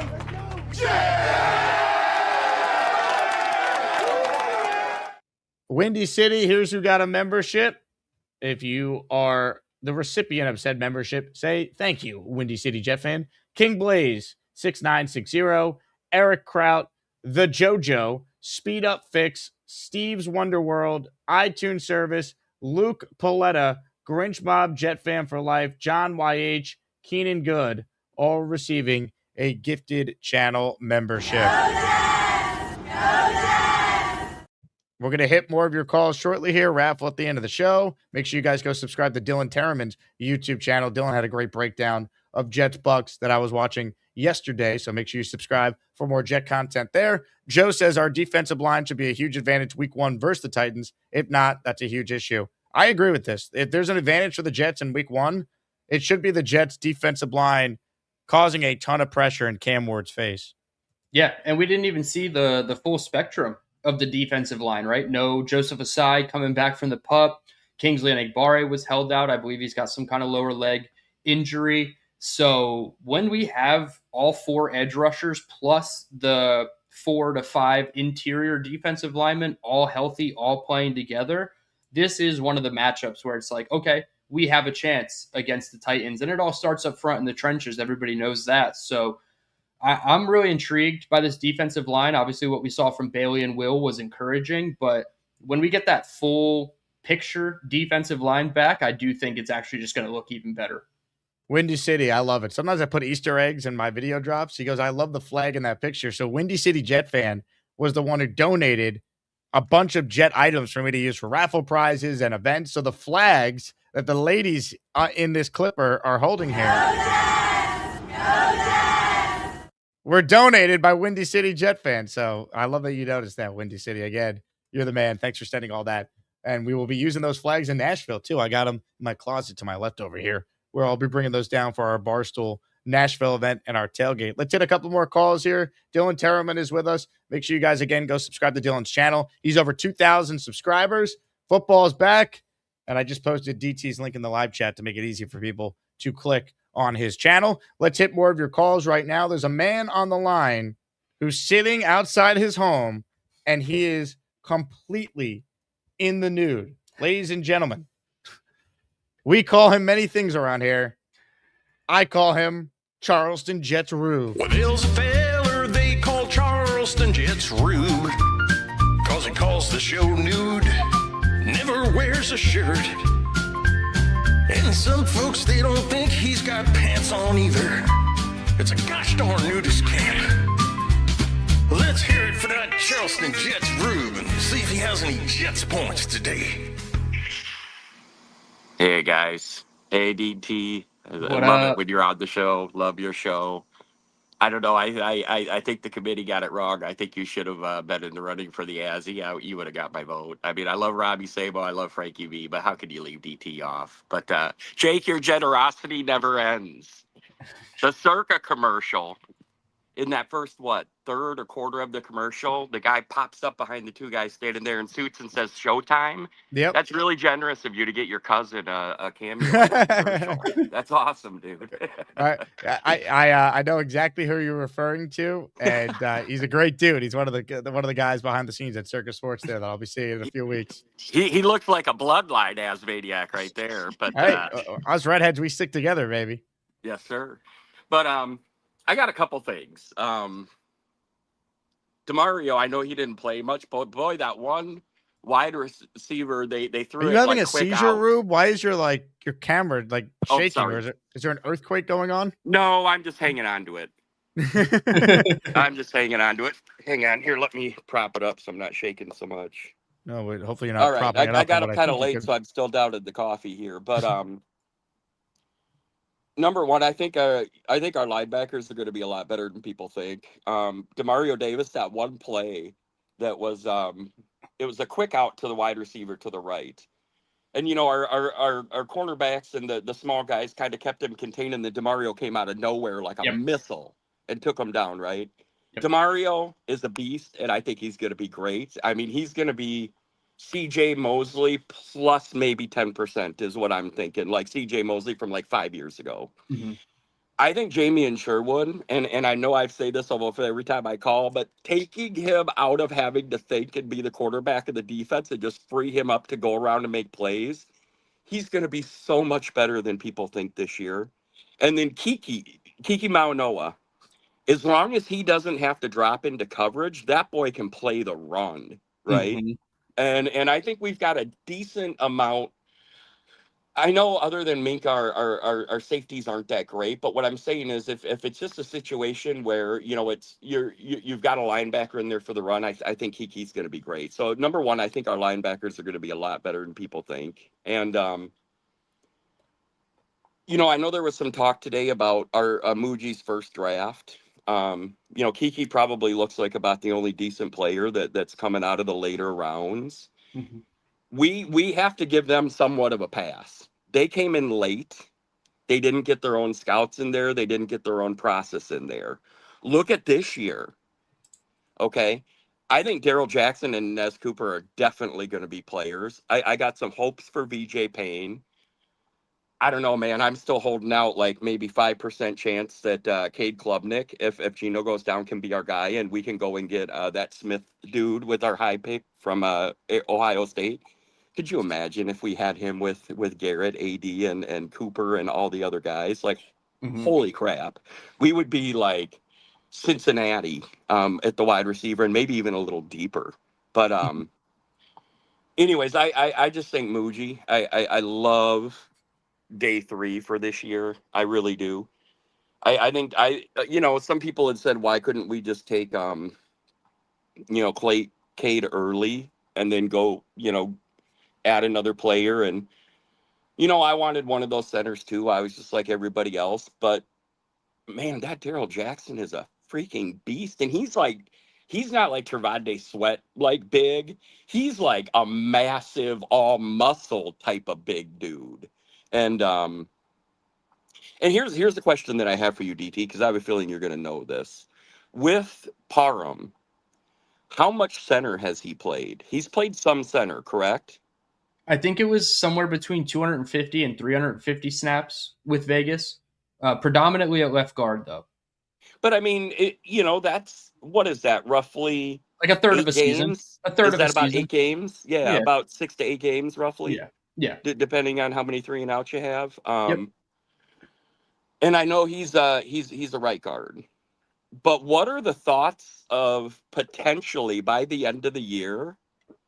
Now, I've heard Josh Myers, he's real good cerebral. He's smart, but like physically, he's just not that good, right? I mean, his mind is good, for the quarterback of the O-line. I get all that. But what are the odds of Parham moving to center and Inez playing so damn good that by the end of the year, they got him starting at left guard? I wouldn't be terribly surprised by it. I do wonder, because they did this so much with Josh Myers last year and they gave him every opportunity to compete with Joe Tippmann for that job, how long or short is that leash with him? Obviously, if an injury happens, things have to change. I just don't know if Inez Cooper cracks the starting lineup without an injury happening first, but hypothetically, Myers gets hurt. They have one of their 2 guards move to center. Could you potentially see Inez Cooper manning one of those guard spots? I think so. And I mean, you're adding a lot more size, like going from Josh Myers to Parham at center and then Cooper at left guard. Like, you're adding so much size to the offensive line that maybe it fits stylistically what they want to do. I just don't know if it happens without an injury first. Yeah, Cooper's a nasty son of a bitch. I like him a lot. I really, really like him. After we drafted him, I went back. I don't watch all 22s or nothing, but I tried to watch as many stuff on him as I could. He's just a nasty, big-ass son of a bitch. I really like him. Getting him in the 6th round, I think, is going to look like a freaking steal a few years from now. But last year, that was a joke. We all know Tippmann would have started at center if Vera Tucker didn't get hurt. That was just lip service, off-season. Hey, come on in. We'll let you... we'll let you compete, that sort of thing. But I'm glad it happened, though. Yes. Now they needed him. Now that Vera Tucker's gone, I think Joe Tippmann is so much better. And if we don't run off the right side of our line like 70% of the time, I don't know what the hell we're doing, because Membo's just a beast, and I love Tippmann. He's such a cool, down-to-earth, good guy, and he just mauls people. I love Tippmann. So I just hope, because I like Olu, I do, but he's not living up to where we drafted him at this point. I think he can get there. He's still really young. I mean, Well, he he's going came into in his just, third year. Like, let's see, yeah. this is a big year for him. Yeah, I'm just saying. Usually, when now again we drafted Becton really high or whatever, but a lot of times, that's one of the positions that do transition pretty good from college. Where if you're like a top 10-ish type pick and you're a tackle, a lot of times that is one of the positions that kind of can transition pretty quickly. Unless you're Evan Neal. Yeah, that's true. Andrew Thomas had a rough rookie year too, though, and he's an all-pro now. So I don't think Olu had a bad second year. I think it's also tough to properly evaluate some of his performances when the quarterback for a lot of it was Justin Fields and Brady Cook. Oh, you're right. There's no doubt. I mean, Justin Fields, I mean, I was starting to drink a little bit of the Kool-Aid last year that, hey, maybe this guy really can throw the ball, but we all saw what happened. It was, I mean, when you're logging for Zach Wilson, it's bad. I mean, towards the end of his starting, it was like, Jesus, we would have been better off keeping Zach. But yeah, I will say with the offensive line too, like it's not like the right side versus the left side is like such a huge gap in terms of talent. I just think how good the right side is, similarly to like Isaiah Williams versus Omar Cooper Jr., right? The right side of the offensive line right now is viewed as like the Isaiah Williams, where everything they're doing is right. And that makes us a little less positive about the left side, but I still think Fashanu and Parham on the left side are going to hold up just as fine. And obviously maybe it's not as good as the right side, but yeah, I do think both sides, we have strong players at each of those positions. I agree with you. It's not like I'm trashing on Olu. I'm just saying, if we don't get at least 60 to 70% of our runs to the right side, I just think we're doing it wrong. Because I do believe the combination of Membu Tippmann can do really, really, really well. Yeah. I mean, obviously they weren't in, but how about Ruckert on that block on that fucking the Braylon Allen run, man. I'm a little excited about Ruckert and his blocking. Last year he was pretty good, and so you're far such a Jet fan. I'm excited about Ruckert and his blocking. Is said on a show in honestly, August. when was the last time we've had a really good blocking tight end? You tell me. When is the last time? I mean, Ben Hartsock, baby, 2009 Jet legend. I mean, Conklin was decent. He was a decent, at blocking. He was decent at catching. But when is the last time we've really had a guy that you could say, man, we can put this guy in here and he can really, make holes, and he's got some decent hands. It's not like, he's not going to go out and catch 50 balls and get 500 yards, but I wouldn't be surprised if he caught 20, 25 balls and got 200 to 300 yards. Obviously not everybody can get a ton, because by the time you say 300 here, 500 here, 600 here, next thing you know, Gino's throwing for 5,300 yards, which that's not going to happen, right?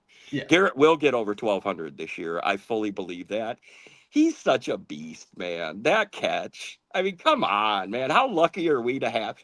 Not only are we lucky to have him, his attitude and how he's turning into a leader and how nothing negative about the team comes out. You never hear anything negative on social media. He's literally such a great guy. And with as good as he is and how bad of quarterbacks we have and how volatile wide receivers usually are, the fact that he doesn't make all these waves and bitch and moan and all this other stuff, we are so freaking lucky to have this guy. And with that being said, I'm sure you got plenty of other callers, so I'm going to let you guys go. J-E-T-S, yes, yes, yes! J-E-T-S, yes, yes, yes! Mr. Rube, thank you for your service, sir. Kevin Bracco sent me a Zelle in the raffle for 2. Let's go. Good job. Thank you, Kevin. Boomtown, our man.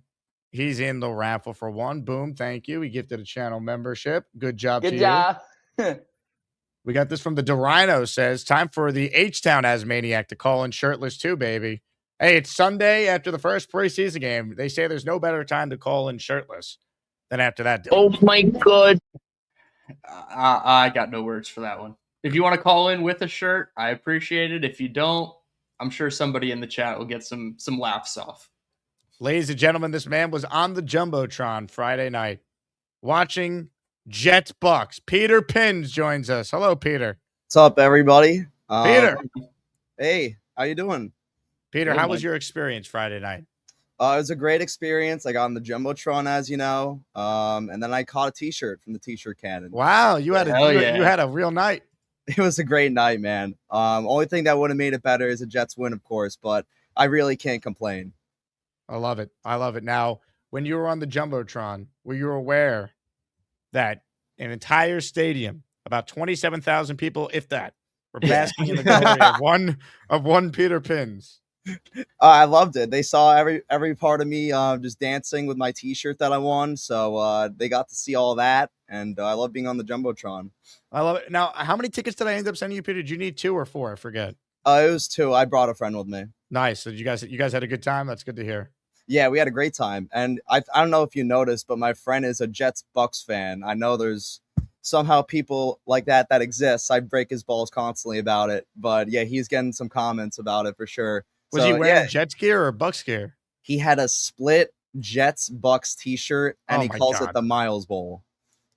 What the hell is wrong with him? You got to drop this guy as a friend. I break his balls about it constantly, but I want to give my thoughts on the whole game. I think a standout player was clearly Maury Bamba. He was by far the best player on the field for me. And I want to give a shout out to, I think, an underrated player, because I saw Nathan Borges, whoever pronounce his last name. I think he's 69.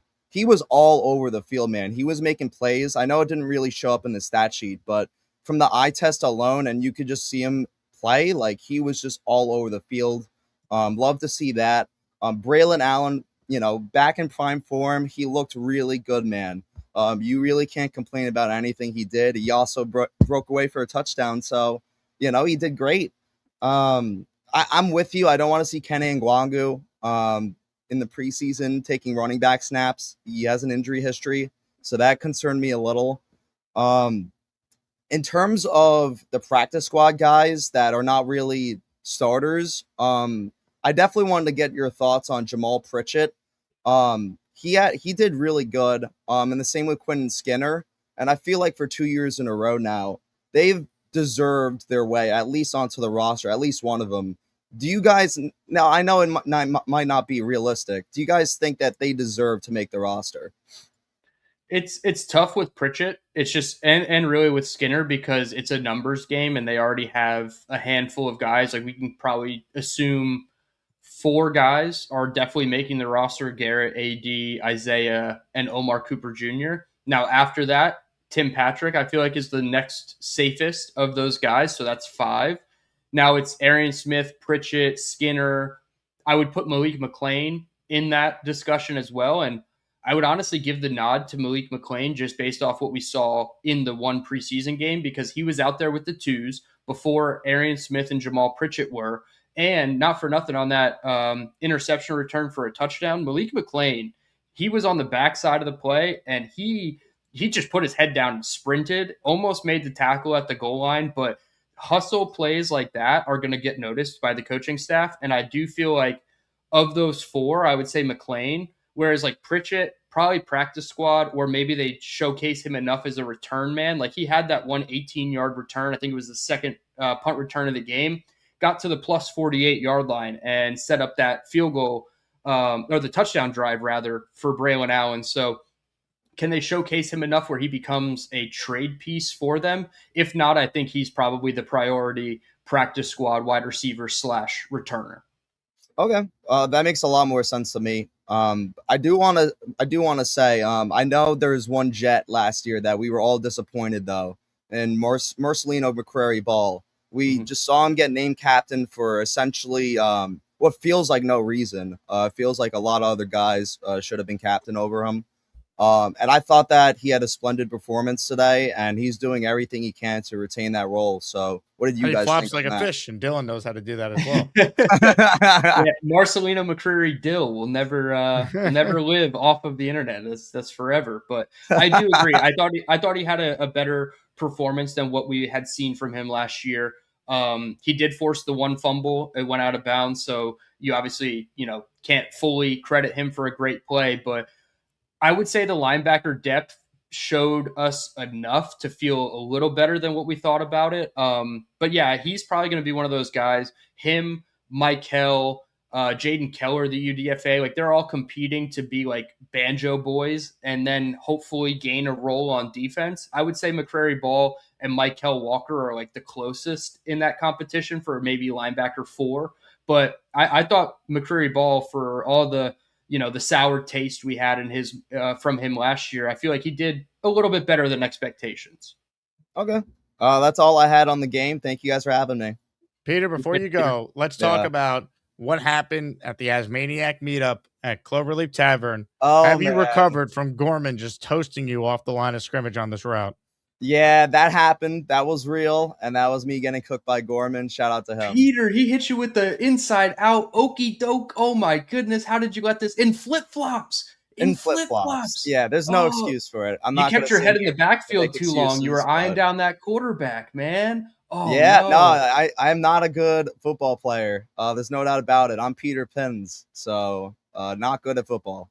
Did Gorman catch the pass, or is that his hat falling off? Unclear what exactly happened here. My question to you, Peter, is it looked like you were going to play a little press, but then you never pressed him. You just moved your arms like you were going to, but then didn't do it. I think if you jammed them at the line of scrimmage here, you would have stopped them, but you never even put a finger on him. Yeah, no, I don't want to get too handsy with Gorman.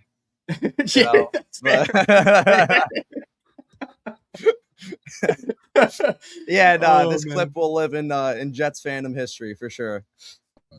Here's the screaming from Nate. His reaction made it just so much funnier. Who is that screaming? Like Nate parentheses Nate. It was like he was That's getting Nate. murdered. Yeah, shout out Nate. You were a little restricted. You had long sleeves and long pants on. Excuse. But Don't make excuses for me. Flip flops on. Oh boy. You got to get with AZ in the offseason. You got to work on that one-handed punch. Oh, definitely. I got to learn. He's got to get with Bamba, baby. Bamba Island. We'll show him how to do it. Get Peter Island out here. Yeah, Peter Island.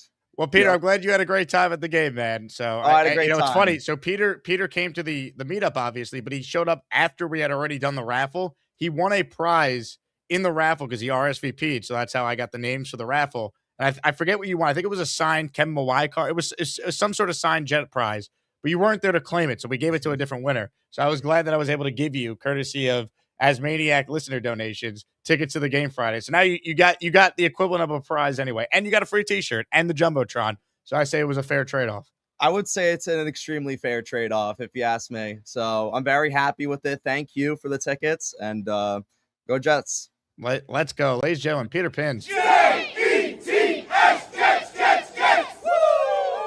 Yeah, baby. This is from Cisco. 5 gifted memberships. He's in the raffle at the end of the show. Sometime I do super chat. Sometime I do gift membership. But all the time, I love the Jake Asman Show. They call me Cisco Lopez. Thank you to Cisco. He's in the raffle for 5. Again, last chance to enter the weekly. We got Garrett Wilson, signed helmet, Curtis Martin, signed helmet, Nick Mangold, signed helmet. And if you enter during this show, it's only for people that entered here on a Sunday, David Bailey jersey or a Jets Legends jersey, you could pick as your options. Dan Doyle checks in. Dan, I'm pretty sure you bought a shirt or a hat from my merch store, the new Pain Collection line. So thank you for that. I think we have a huge problem at free safety. Who do you trust in single high look at this point? No one. I only trust Minkah Fitzpatrick at safety. No one else on the Jets' entire roster do I feel confident in at safety. Yeah, I agree. It's tough. And I disagree with the coaching staff on how they're deploying Minkah Fitzpatrick. And I get it. Like, he showed in Miami, he was able to play the box and the slot role a little bit more. I don't love seeing number 8 all the way single high back there. But it's going to be one of those things. Is the Jet fan base once again proven right? And we had the inside knowledge that the coaching staff didn't have, despite seeing these guys every single day. That's why I was a big Emmanuel McNeil-Warren fan. And it makes me a little bit nervous. And that's why I said in the beginning of the show, safety worries me a little bit more than the cornerback room specifically. Ladies and gentlemen, more of your calls right now. We got some legends on the line. I don't know if this guy's a legend. He's establishing himself, though, as one of the biggest David Bailey haters to ever exist. Tristan Oliver's up next. Hello, Tristan. Hey, what's going on, guys? What's up, dude? What's up, man? Hey, good Sunday. Dude, Dylan Tereman, you made a fan out of me with how long you're staying on the show and talking to everybody. So I appreciate it, man. I always give Jake the full duration of the show when I can, because the Asmaniacs deserve as much DT experience as they can. Definitely. I'm about to follow you. I'm about to make sure I jump on really quickly. Dude, how do you feel about a Asmaniac 7-on-7? I would really enjoy that. You gotta have one host on each show, one co-host on each team. We just have run through the ladder. I'm down. I like it. Build I a like flag that. football tournament with people from the show. That would be sick. It'll Is never Gorman happen. pick 1-1 if that happens? After watching that display by Gorman, is he? He's picked my wide 1-1? receiver 1. That's for sure. Oh my gosh, I would die. Man, so I see what was something that stood out to me earlier that you said, Dylan, when you were like, they invested in Arian Smith, so Mo Mamba would be my vote to get cut if like one or the two of those people would get cut. Like, I don't feel like they've been here long enough to have feelings towards their investments, would you say, or care about like how they look if they cut 4th round picks and stuff like that. Then you just end up in that, I know revisionist history. I don't even know if I'm using that word right. The Denzel Mims of the world, like just being on the team for way too long just because somebody had feelings on him. Like just get it out of here. You see Mo Mamba get on there as I don't know what his PFF grade was, but he looked insane to the eye to me. If you cut him, he's gone. Somebody's gonna pick him up, right? In this draft, sure. I know I have a reputation like in this draft of like, I would have said let's reach on Bane. But to your whole point on this like conversation in this moment, I would have rather, and I hate Ohio State. I'm a Miami fan.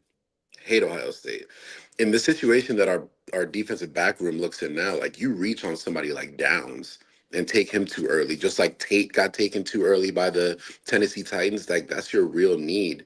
When you need interceptions and you need takeaways and you need a leader on that third level of your defense. They needed a pass rusher too, though, Tristan. They had the fewest sacks in the league last year. That's cool. We had 0 interceptions, though. I understand, but like, what's easier to figure out, secondary or like a premium edge rusher? Like that could wreck games? I don't even want to talk about Bailey anymore. I have like. Well, let's watch him here. Here's David Bailey being double teamed as a rookie in his first game. Yeah, but I see Hakeem Mesidor, who was the 20th overall pick, manhandling his double teams in his first ever game and chucking people to the side, chucking Falcons like birds being grilled on a Sunday afternoon frickin' barbecue. And then I see this and I'm just not impressed. I don't want to talk about Bailey anymore. I've just been turned into like such a hater. He's not it. Like he's not it. How could you say that? That's hard to say. That's hard to say. He's not it. This would be one of the best drafts. Like he's not it as far as the other options that were on the board. Like the other options will have much better careers than him. So Friday morning, I just reinstated my YouTube TV, and I was listening to Good Morning Football, and Jamie Erdahl, their female host, was breaking down the Bucks Jets game, and she's like, "I bet Aaron Glenn would love to have Ruben Bain right now." And I'm like, what do you mean? Like, they haven't played an NFL snap. So, like, I can't say definitively he is or isn't the guy. I was a Ruben Bain guy. I was also a part of Arvell's army. I don't think 8 snaps where he didn't show a ton and, didn't have, like, a bad game by any stretch. It's hard to say, like, I'm out on him. I don't know. I'm seeing something completely different than the excuses that people are making for him on those tapes. It's like, he's double teamed. Okay. Do you like Leger Douzable? Those are backups. You know what I'm saying? Like, and I don't even know if he was double teamed. I don't even know if he was double teamed as much. Like there was the one play, the one rep for sure, where 2 offensive linemen were on him, but it felt like for the most part, it wasn't like a designated double team where it's like he walked into the double. It was team the right guard slid. didn't have a guy over top of him and came to help the right tackle. Now, in different scenarios, would he have pinched inside and helped against the D tackle with the center? Maybe that is a little bit of a Bailey influence where it's like, hey, if you have no work, go help the guy who's helping or blocking David Bailey. So it's hard for me to say like, oh yeah, it was only double teams. But when he was one-on-one, it looked pretty solid for him. Watch this. David Bailey had a lot of success rushing the passer versus the Bucs in lacrosse practice. You're going to see it right here. They took notice. He's going to get a chip block. We call this a natural. When the 3 technique works up, you fall back inside. That way, there's not 2 guys outside, and there's a massive gap for this quarterback to either find a receiver down the field or use his legs. Nice job, Will McDonald here. Backside of this rush. Speed to power, Long's arm falls inside. That's a defensive line working together, understanding. Right, David Onyemata tries to win on the edge. David Bailey falls inside, condensed the pocket. Nice job, long arm to the sack. Looks pretty good to me. How about David Bailey against the run, Tristan? Seems like everybody was so concerned before about this David plays, I Bailey watched against it. the run. Look at him right here in his 2-point stance. He's essentially in a 7 He got technique, driven back head 3 up yards and then over got the tight end. Watch how he stays square. Short motion in, stay square. Watch the violent disengage. Like I'm I've been watching telling everybody, as good as Carl Dunbar is, 4 yards back. teaching guys how to rush the passer, he's even better when it comes to the fundamentals of playing run defense. Stay square, violent disengage, get in on the play. That's beautiful. Beautiful. 4 yard gain before he violently disengaged. He got driven back before he violently disengaged.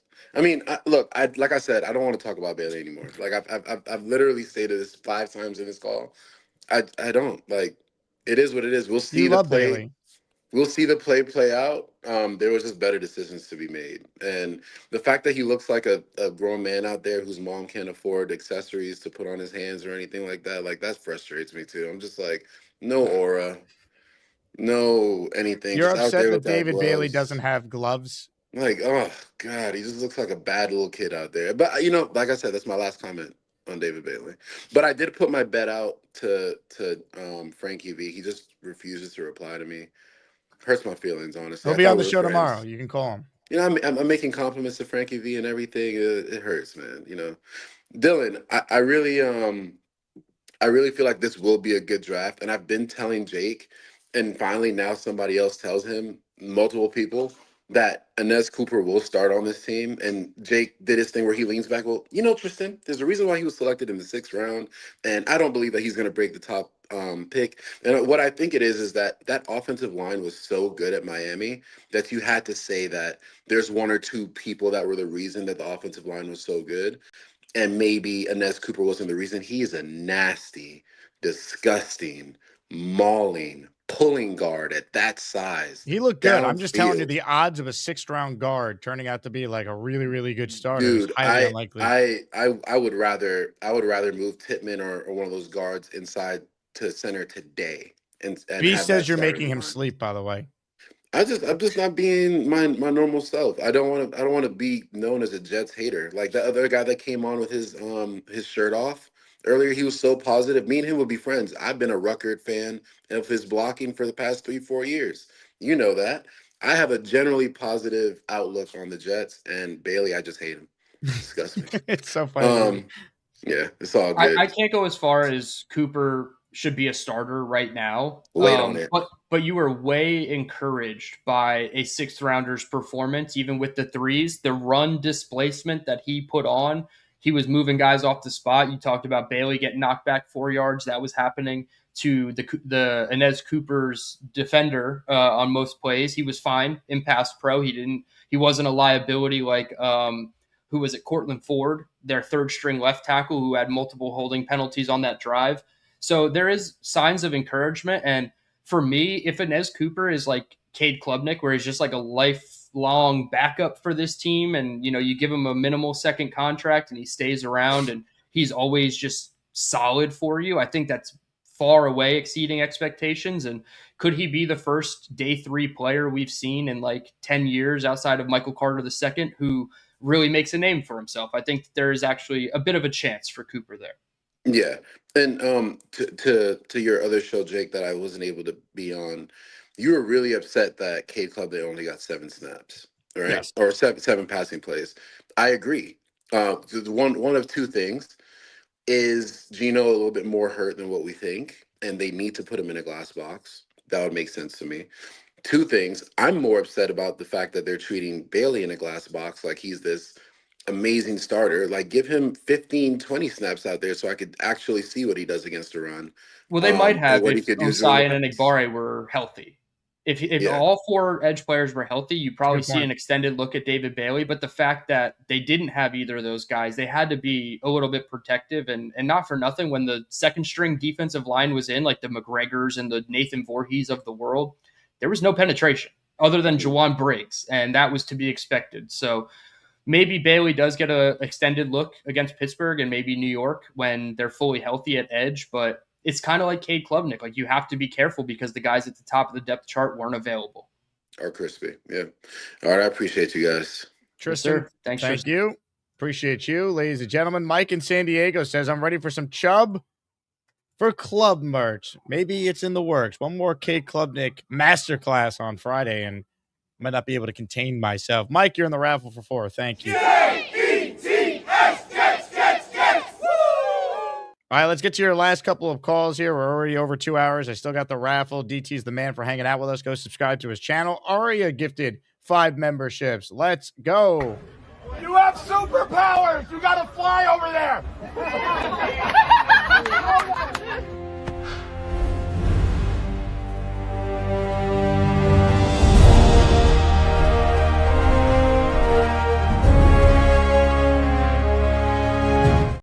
Ladies and gentlemen, more of your calls. There's a man on the line that we call David T. I got my eye on you!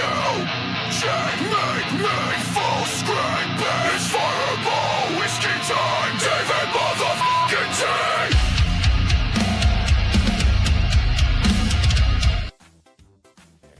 Hi, guys. Hey, David. David T.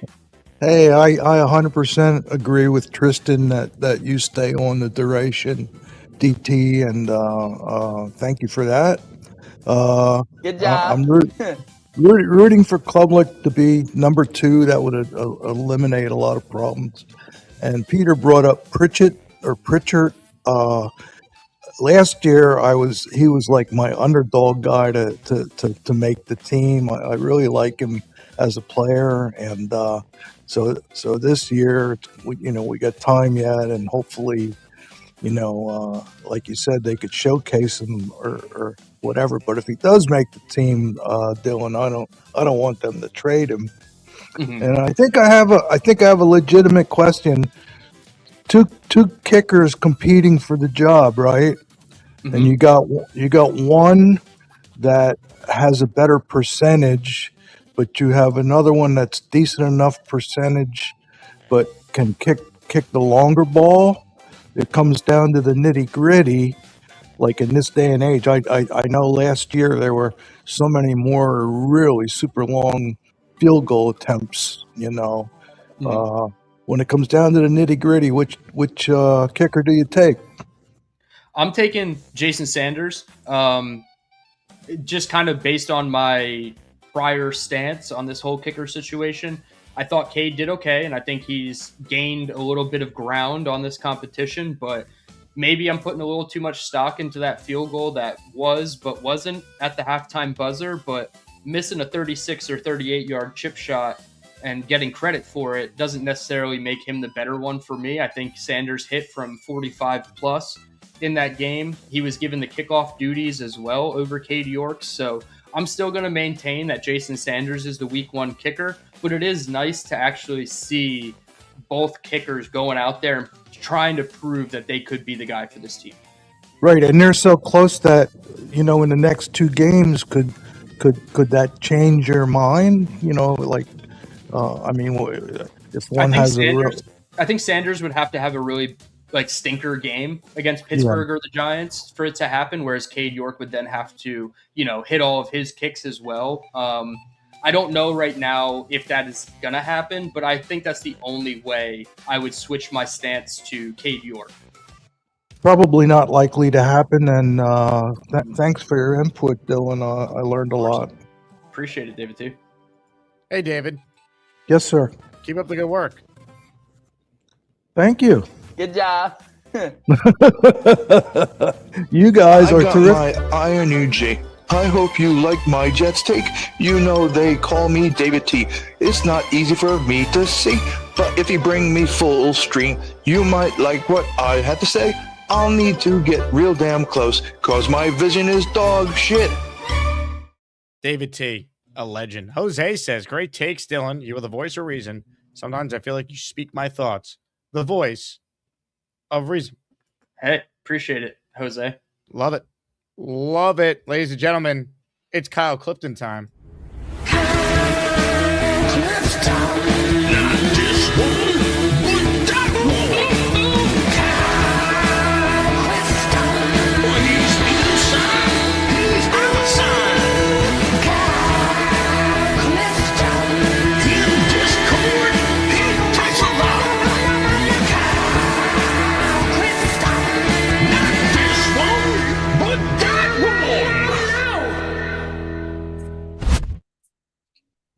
I agree with you, Dylan. I think it's going to be Sanders. That's too many Cades. Too many Cades. You can't have too many Cades. This roster ain't big enough for the two of us. That's right. It'd be cool to have a guy with the last name York wearing a New York jersey, of course. But yeah, I think it's Jason Sanders. And shout out to the Green Bean Lair that you're coming from now. That's awesome. Well, you got some things in your bag. You got to pull them out every once in a while. Hell yeah. Yeah, I think that there were some real positive takeaways the other night with Braylon and Club and Bamba. And, I'm of the opinion that, and I think DT feels differently, is that some of these veterans are kind of at risk. Like, I don't think Tim Patrick's a lock to make the team, even though he's got, I don't know about lock, but he feels somewhat safe. Yeah, and the other guy, I think, is Cisco. Is the more you get a chance to look at him, I think that I think that they'd be more willing to move on from a free agency mistake than a draft mistake, if that makes any sense. Yeah, because optically cutting a 4th round pick and seeing all the tweets of like 4th round pick just last year, Arian Smith gets cut. Like optically, I don't think the franchise wants that. So it's easier to say, hey, we took a gamble and let a UDFA type or somebody unknown go, and he was claimed elsewhere. And that goes for Malachi Moore too. Yeah. There are some problems. There are some deficiencies on this team, but I think that with these picks on the horizon, I mean, we're gonna have most likely a minimum four picks in the top 50 again, right? I think that's fair to say.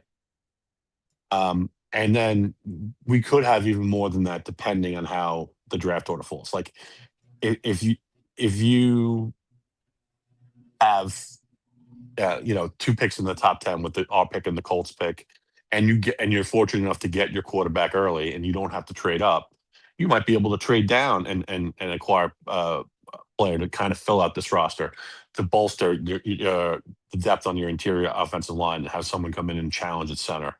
You can bring in a linebacker. You can bring in a safety. You can bring in, higher end talent in the CB room, right? Because I think that those are the weaknesses when you look at it. We have to hit on the quarterback, right?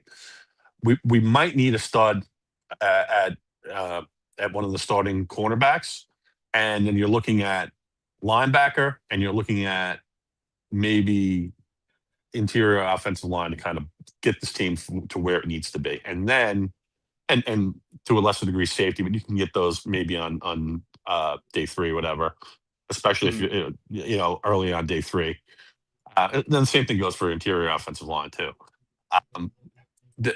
I think the future is very, very bright here. It's just a matter. I think that the ceiling is kind of capped by the coach. That's just how I feel about it. And sure. Yeah, I mean, I'm eager to see if we can kind of show a little bit better next week. I kind of thought that although we started okay and we're good on offense in the first half, I want to see these guys in kind of more of an extended look. Mm-hmm. And kind of, I want to get, the Coopers out there, right? Like, I want to see what we have in those guys, because I think that's kind of a, even though he graded out great, we're not sure if Enez is ready to start yet.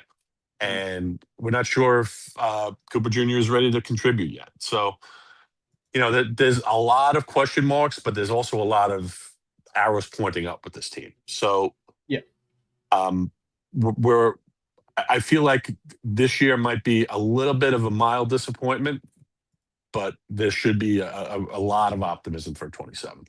Mm-hmm. Yeah, I think the silver lining with like this draft class as it pertains to next draft class is if you get the expectation of all these guys, you can go into next year, assumingly one of those 3 picks is going to be quarterback. You can get a little bit more of like the luxury picks where you're taking like the non-premium ones like defensive tackle. Although some teams do view defensive tackle as a premium position, you could go get a safety or a linebacker type. Like you're not normally, I like saying use your premium picks on premium positions, but if you hit and most of these guys live up to their expectation, you are afforded a little bit of luxury in this 2027 class, which is going to have a ton of talent at all different positions. Obviously some premium, some not, but that is like the one thing for me is if they hit their stride in their rookie year, you have a little bit more flexibility with those draft picks. Maybe you even trade down and all of a sudden you have 5 in the top 60 or something like that, right? You could flip your second or third first round pick to a team that might have 2 second round picks. Now all of a sudden you're picking twice in the first round and maybe 2 or 3 times in the second round. So they can definitely get a little bit more flexible depending on how this rookie class looks. And especially like next year, if it's as deep and as talented as people say, I mean, to have, if you ended up with half a dozen picks in the top 120, that's tremendous. I really appreciate your time, guys. I got to get little Miss Clifton out the door to a play date. I'll talk to you soon. Appreciate you, Kyle. Love it. Good call from the Kyle Clifton. I agree with you on the kicker. I do think it will end up being Sanders, but we'll see. I mean, we'll see how. Did you think that kick went in? You were in the stadium. Did you think it went in? You have no idea if you're sitting on the sideline because that's where we were. We had 50-yard line seats, so our view, you have no idea if it's in or not. I saw the refs go like this, and I'm like, okay, he hit it. And then I saw online, everyone on Twitter was like, did he hit that? And I'm like, because Ian Eagle, I have no clue. On the broadcast, Ian Eagle, it was him and Beck in the booth, and Ian Eagle's like, and the kick is no good. And then he sees the refs put their hands up. He's like, or it is good. Is it? And like, he truly didn't know. Dude, how hard is it? Like with all the technology that we have in today's world to put like a sensor on the top of each goalpost that simulates like extensions of the goalpost with a chip in the ball to tell you, did it actually sneak in the upright? Because sometimes when it goes right over the upright, it is a little bit, finicky on how they call it. I think majority of the ball needs to be inside of that goalpost, but like, to me, clearly he missed it on the TV angle of it. So it was a weird situation. Very odd. D. Mitt Texie in the raffle for one. Thank you, D-Mitt. I thought this comment was great when Kyle was talking about, we're probably going to have 4 picks in the top 50 again. Veteran Jet fan goes, well, we know the Jets have 3 in the top 32. Yeah, it's hard to argue with that one, VJF. Just a question of where the next one is. That is true. Yeah, that is definitely true. All right, let's do one more call, and then we got the raffle. So please get your entries in. We have all the entries throughout the week for the weekly, and anyone who enters right now, you have a chance to win a David Bailey jersey or a Jet Legend jersey. So you pick what you want to win, but the main prizes are the weekly prizes, which are a signed Mangold helmet, Martin helmet, and Garrett Wilson helmet. Here we go. Today's closer on the line, none other than a man who's now a father of 3. Adam is cool, although kind of basic. He claims he's too cool, though often quite basic. He makes great jet points, looks a little basic. Adam is cool, too cool, but basic. Some would say generic. Hey guys, happy Sunday. What's going on? Hello, Adam. Have you recovered from your Saturday being ruined by Aaron Glenn not playing Cade Klubnik more? And, I only felt it on Saturday because I got to see all these other 2026 drafted QBs get more than 14 snaps. So that's what irritated me. I was like, maybe because to be fair, like Friday was pretty rough, And then I think there was a side of me that was like, oh, well, are we crazy? Are we just being really, really hard on the team? But no, the rest of the league decided to actually let their drafted QBs play preseason week 1.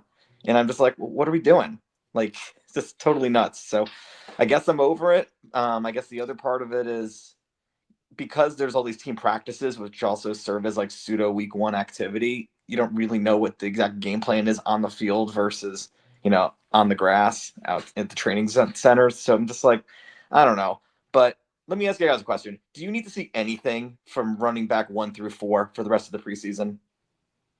I would like to see Isaiah Davis, but no, it's in terms of at least the top 2 guys, I'm cool. I saw enough from Brees. He shows a little bit of burst compared to the last 2 years. Braylon looks fully healthy. As long as they don't put him on special teams, I think he'll have a good year. But then you have the issue of like, I don't want Kene Nwangu taking 20 plus carries. So like, you're really limited to Chip Trainum and Sam Scott. And I don't know if that's enough to really get a full look at what you want from the running attack. But yeah, I would lean a little bit more cautiously with Brees and Braylon the last 2 games. Yeah.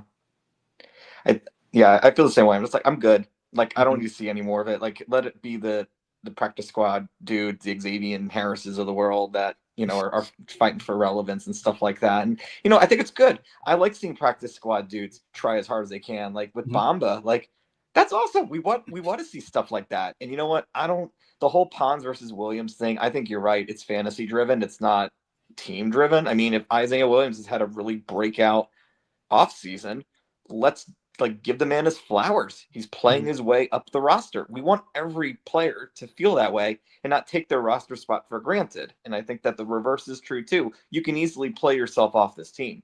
And I think you can't be making the mistakes that we saw. The Aaron Smith one, everyone's going to dog him on it. I'm surprised you haven't played the clip of the guy who can't catch from Aaron Glenn. I thought that was pretty relevant. Yeah, I mean, it is nice to see guys work their way into a better roster spot than it is, the opposite way, like you said. Like it feels like Arian Smith, maybe Malachi Moore are the 2 that everybody's like the most down on. But there was like 3 to 5 guys that probably weren't in contention for the 53 that are at least making it a conversation. So make it hard for the coaching staff to, do their job right and get the right 53 in here. But it is more positive than negative through 1 game, I think. Yeah, if we're worried about like the angling of who's going to get wide receiver 3, that sounds like we have a very confident wide receiver room then, because it's not like you're going to play 4 or 5 wide receivers in the same play. So we're in a good spot as far as I'm concerned, and good for depth too, because inevitably one of them will get injured, and then we needed the depth anyway. Yeah, anything can happen, and the NFL is a weird way of working itself out like that. You have an oversaturation at a position, all of a sudden somebody gets hurt, and now it's like, good, I'm so glad we did not get rid of Isaiah Williams just because we drafted Omar Cooper in the first round. Like, keep them both, let them both play, have different packages because they're different players, and see how it shakes out. Yeah. I guess the other part is like the whole Isaiah Williams and Omar Cooper Jr. battle that's happening right now. And I think it's great that we're having it. Fans have seen, they see the highlight reels, during the weekdays with Isaiah Williams making great shots. And then, to be fair, Cooper, I don't know how you could have said Cooper had a bad game. No one has, but like Cooper had a great game. I don't think there's anything wrong with how Cooper played. He did everything he was supposed to do. He would have had a touchdown if not for that fluky not DPI. That would have been 1 goal line minimum. And if it was a clean play, probably would have had the touchdown because he got open on both plays. He found open. And I think that's awesome. That's what you want to see. He looked good. I mean, again, I think he'll play a lot more Friday, I would hope. If the starters are going to play, then let Omar Cooper Jr. be out there with Kate Klubnik for a lot more extended play. That's what I want to see. I want to see more from the younger players. And I think that ties back into like kind of the beginning, right? If we've seen enough out of the running back room, then I hope that like this Friday's game is just all about pass first. Like make it like 60, 66%, 70% passing plays for the game. Just do small yardage, long yardage. If it's like 3rd and 3, throw in the running back that can try and prove that they can get 3 yards, because it's honestly all you're asking for out of a running back 5, 6, 7. Can you get 3 yards on demand? If you can do that, you got a chance, right?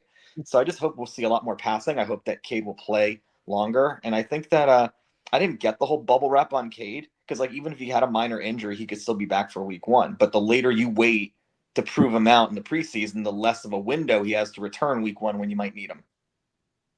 Yeah, I guess just goes to like whatever they see in practice. Is that enough for them to feel confident about Cade? Now, if Geno was healthy in this first preseason game, would we have seen the extended look of Cade that we thought we were going to get? Possibly. So that's what I'm hoping for with Pittsburgh is Geno's back healthy, no limitations. We get 2, maybe 3 drives of him against Pittsburgh, and then you let Cade Klubnik go.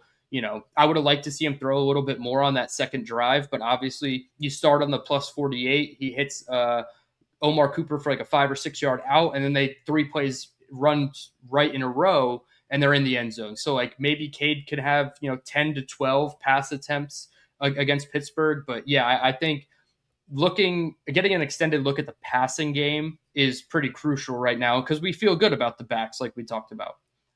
Yeah, definitely. And also giving us Cooper's flowers, right? He's going to go up the roster for sure. I mean, if he played, I want to see him with the twos over Cole Laval. Yep. Yeah, let's see what the twos. I think it's great. I mean, look, like Max Mitchell was also like a day 3 dude, and he was, I know he's second string, and if Inez Cooper can even be second string at the 6th round, that's solid. You can't be mad at that. Yeah, because then you have your 5 starters, Max Mitchell, who they found a jumbo package role for, Inez Cooper as like your 7th offensive lineman, and then you have Chukwuekorfor as your 8th offensive lineman, and then you can decide if you want to keep Xavier Newman, who has center experience but does have some snap concerns with the accuracy of his snaps. So you at least feel good about the top 7, 8, potentially 9 offensive linemen if Cooper does get thrust into that second offensive line role in this game. Definitely. And I think and I know we really love Tittman wherever he ends up landing in long-term center or right guard, but we still have the sort of the year-to-year center and left guard that we got to solve for. And guard, these kinds of players are very attractive in the free agency. And if Parham has a great year, we may not be able to retain him, but we can at least have Cooper ready to take over afterwards and still, have that continuity rather than keep force feeding, new free agents into the mix. And I'm really happy to hear Parham's been like, hand in glove. That's really great news. That's smart on Muji and the scouts and the staff to say, okay, well, this guy can hit the ground running. That really is important, and you got to have your time in. So I feel bad about the players that we haven't seen yet, the ones that people are excited for between, Sadiq and Pons and others. And, every week is precious this time of year because you don't want to learn on the job. No. And I think with Parham specifically, it was a 2-year deal, but it's really like a 1-year, $7 million deal when you break it all down. Is he somebody that can play his way into a mid to late season contract reworking or extension like the Ruckerts and Josh Myers did of last year? Like that would be huge for the Jets because they've kind of gotten lucky with left guard in free agency with John Simpson. Before that, they got solid years out of him until obviously it was a little rough in 2025. But yeah, I would like to see Parham work his way into the discussion of like, hey, we got to keep this guy for 2027 and 2028, hopefully allow Cooper some more, maturation process. And then we can go in and maybe it's a competition between Cooper and somebody else for a starting job in year 2. Yeah. And I guess we're very spoiled because we don't have to worry about tackles. I mean, it's really a good problem to have that tackles is not a subject that we have to worry too much about. And even with Tittman, that's great. That's 3 out of 5. And I hope that the longer they play together, the longer they want to stay together, which means they won't be tempted in free agency to look elsewhere despite the team's performance. Because, these are the folks that you share a lunch pail with, every day. And I think that continuity matters. The camaraderie is going to show up on the field as it has been. And that's just been 2 years. So I'm really looking forward to seeing how the rest of the weeks go. I won't be so down unless we see another 14 snaps of Cade inexplicably, or we see people putting running backs at risk. As I want to see Geno. out. That's the big thing this week. Geno needs to play. And I will say, if we do see the exact same kind of strategy with Cade Klubnik, I mean, it's obvious. They're not going to trade for a veteran. They're putting all their eggs in the QB2 basket with Cade Klubnik. So, it's going to be telling on how they use him against Pittsburgh as far as what they actually see his role being in 2026. Yeah. Unless the theory is they have a QB2 in mind. And they're just slow walk them. Yep, they could have had a backdoor deal with Howie Roseman for one of their guys or whatever it is. Yep, exactly. And Muji should be. I mean, I don't think Muji would be doing his job right if he wasn't at least putting feelers out of hey, we need a plan B if Cade isn't the guy. But I do think they're going to give him every opportunity to at least show them he can be the guy. Yeah, and by passing it around more, we can really kind of see who differentiates themselves on the the roster in terms of the wide receivers that we're curious. Whereas honestly, like 2 through 6 is still kind of. I think we have an idea of who it's going to be, but like, how does it angle? Like, what's the order rather? We'll see it more on the field, and you really do want to evaluate on the field. Not on the weekdays. It's because when the lights are on, that's when the game is played. Yes. All right, cool. Thanks for the chat, Dylan, and thanks, Jake. Have a great rest of your day. Adam, thanks, Adam. You're the man. Oh my God. Adam is too cool. Our final caller, ladies and gentlemen, this is from D Mitt, who says, F the Bailey haters. Strong statement from D Mitt Exy. Thank you, D Mitt Exy. Tom Roseman gifted a membership. He's in the raffle for one. Good job. Thank you very much to Tom. All right, I'm ready for the Wheel of Champions to be spun.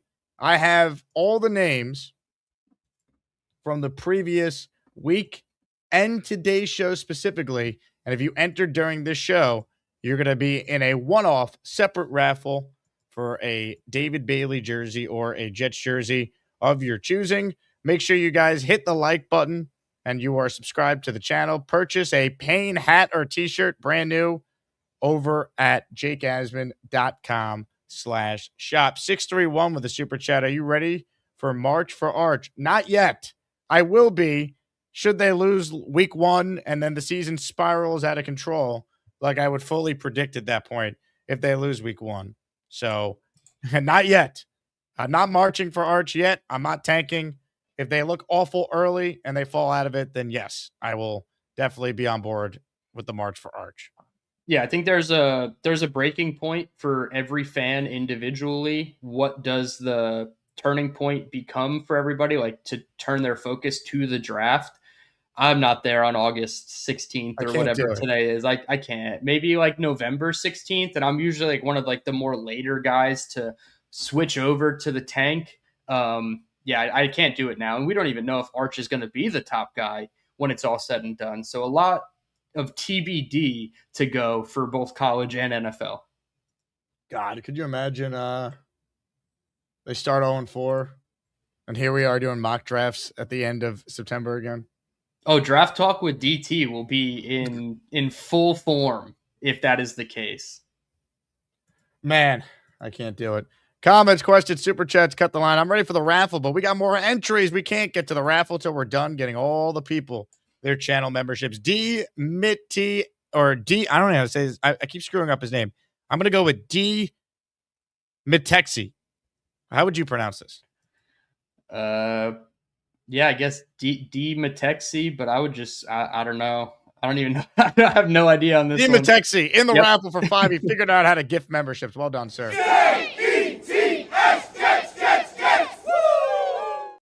Thank you very much to D Matexi. Tommy OG, the late great Tommy OG. I saw YouTube actually gifted him a membership. So I just hit my Tommy OG emoji as a little tribute to one of the bigger Jet fans in our community who unfortunately is no longer with us. Ladies and gentlemen, comments, questions, your super chats, they will cut the line. Oregon Jet says, I want some more. Well, guess what? You're in the raffle for 2 more entries. Hit it. I hug him every day. I hug him every day. Oregon Jets, thank you very much. All right, here's what I'm going to do. I'm going to make sure that all the names are accounted for. I believe they are. I'm going to get all the names now entered onto the Wheel of Champions. And Dylan, you know what that means. We have to hear from the master of raffle ceremony. For the first time today, we check in with this handsome man. Don't think I'm not stupid, son. Great quote from Bees. Bees just said, quote, don't think I'm not stupid. Damn right. And this, my folks, get your brand new Ultimate T-shirt. Jim Lange named that tune. Are we ready? Girls, the Wheel of Champions awaits. Now we're gonna get some winners. We got some folks out there that want to get some winners. Can we say it all? Let's get the winners and get the Daily Double Special. Woo!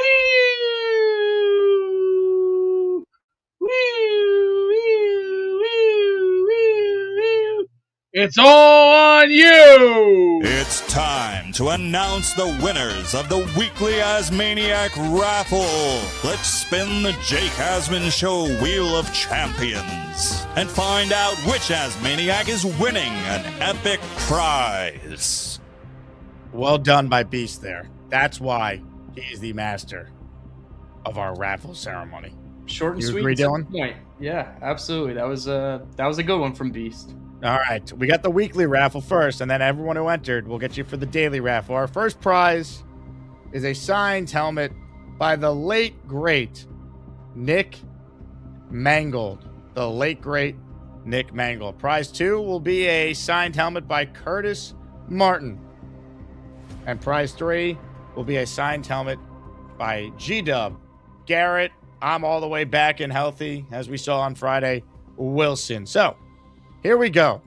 Let's go with Nick Mangold up first. Put the Wheel of Champions back up on the screen. All the names from the past week. 555 names on the Wheel of Champions. You can only win one prize during a weekly raffle. And to claim your prize, you have to email me, asmanjake@gmail.com. We need your name and address so we know where to send your prize to. Good luck to all. But only one can win the Mangold helmet. And our first winner this week is...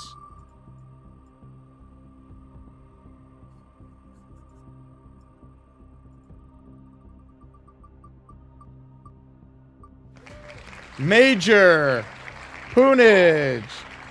Major Poonage, you have done it. You are the first winner in the weekly raffle series. Congratulations to Major Poonage on the Nick Mangold signed helmet. Okay. Prize 2, signed helmet by Curtis, my favorite Martin. Wheel of Champions, up on the screen. Reshuffle the names. Winner number 2 is...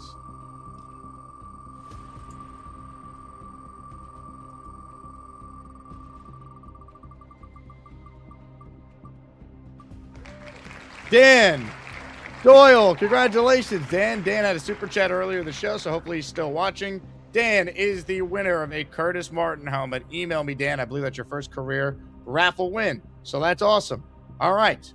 Let me get the names reshuffled here. We got one more prize that we need to raffle away. Our final weekly prize before we do a daily prize for a Bailey jersey. This is a signed Garrett Wilson helmet. So, Wheel of Champions, back up on the screen. Ladies and gentlemen, our final weekly winner is... Let's get our newest member, D-Mite21. That is how he pronounces his name. Let's get him on the board here. One of our newest Asmaniacs. Who is it?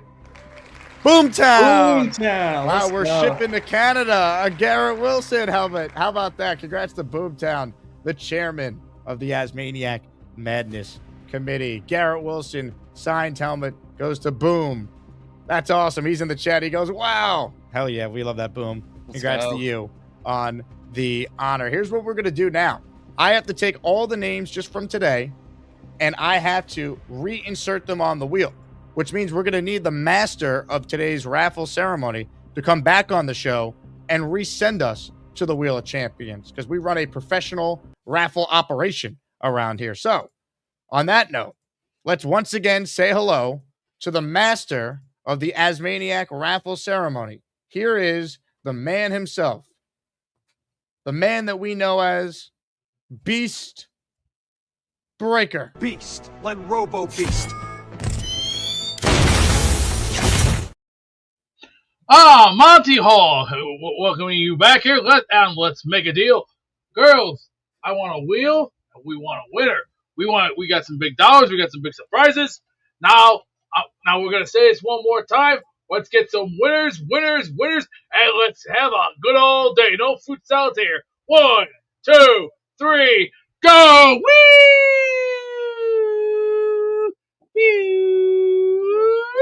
It's time to announce the winners of the weekly Asmaniac raffle. Let's spin the Jake Asman Show Wheel of Champions and find out which Asmaniac is winning an epic prize. Ladies and gentlemen, our final weekly winner, which is also a daily winner, because if you enter during the show, your name is on the wheel there. We got 82 entries from this show. Thanks to everyone who watches. Our short viewership is incredible. We are approaching 60K. I was telling Dylan this off air. I just want to show the audience here. So what I have learned is that YouTube is prioritizing shorts. So if you see on the left, you got new viewers, 31,000 from shorts, 21,000 from video, only almost 4,000 from the live stream. Regular viewers, though, 18,000 from the live stream, 24 from videos, and only 11 from shorts. So new videos, new viewers are finding us via the shorts, and then hopefully you start watching some of our live streams if you enjoy the bite-sized quick takes on the Jets. So with that said, welcome to all our new viewers. We give out prizes every week, give out prizes every day, and this is a daily prize. Ladies and gentlemen, our final winner this week of a David Bailey jersey or a Jets Legends jersey is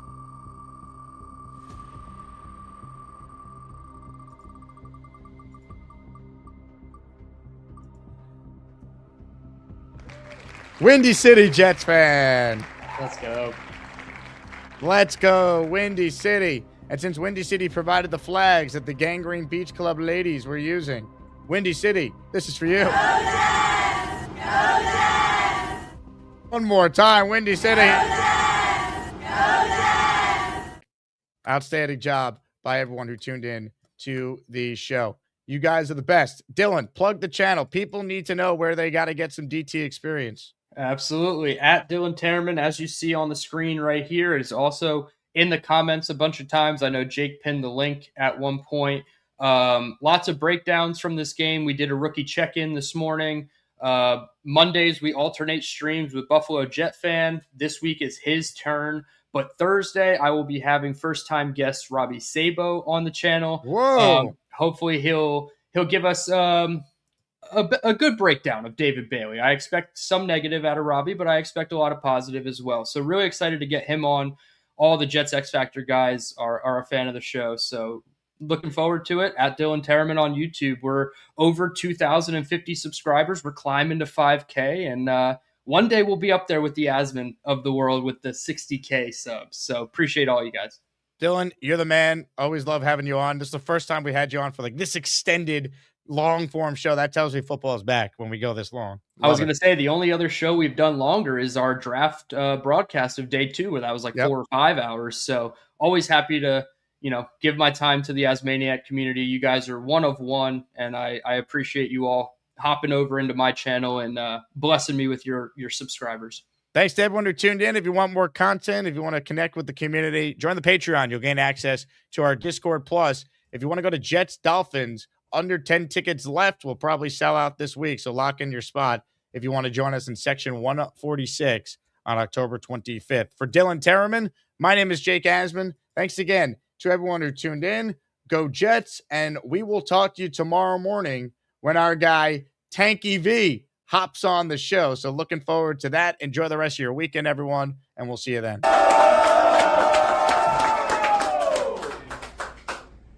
Let's go.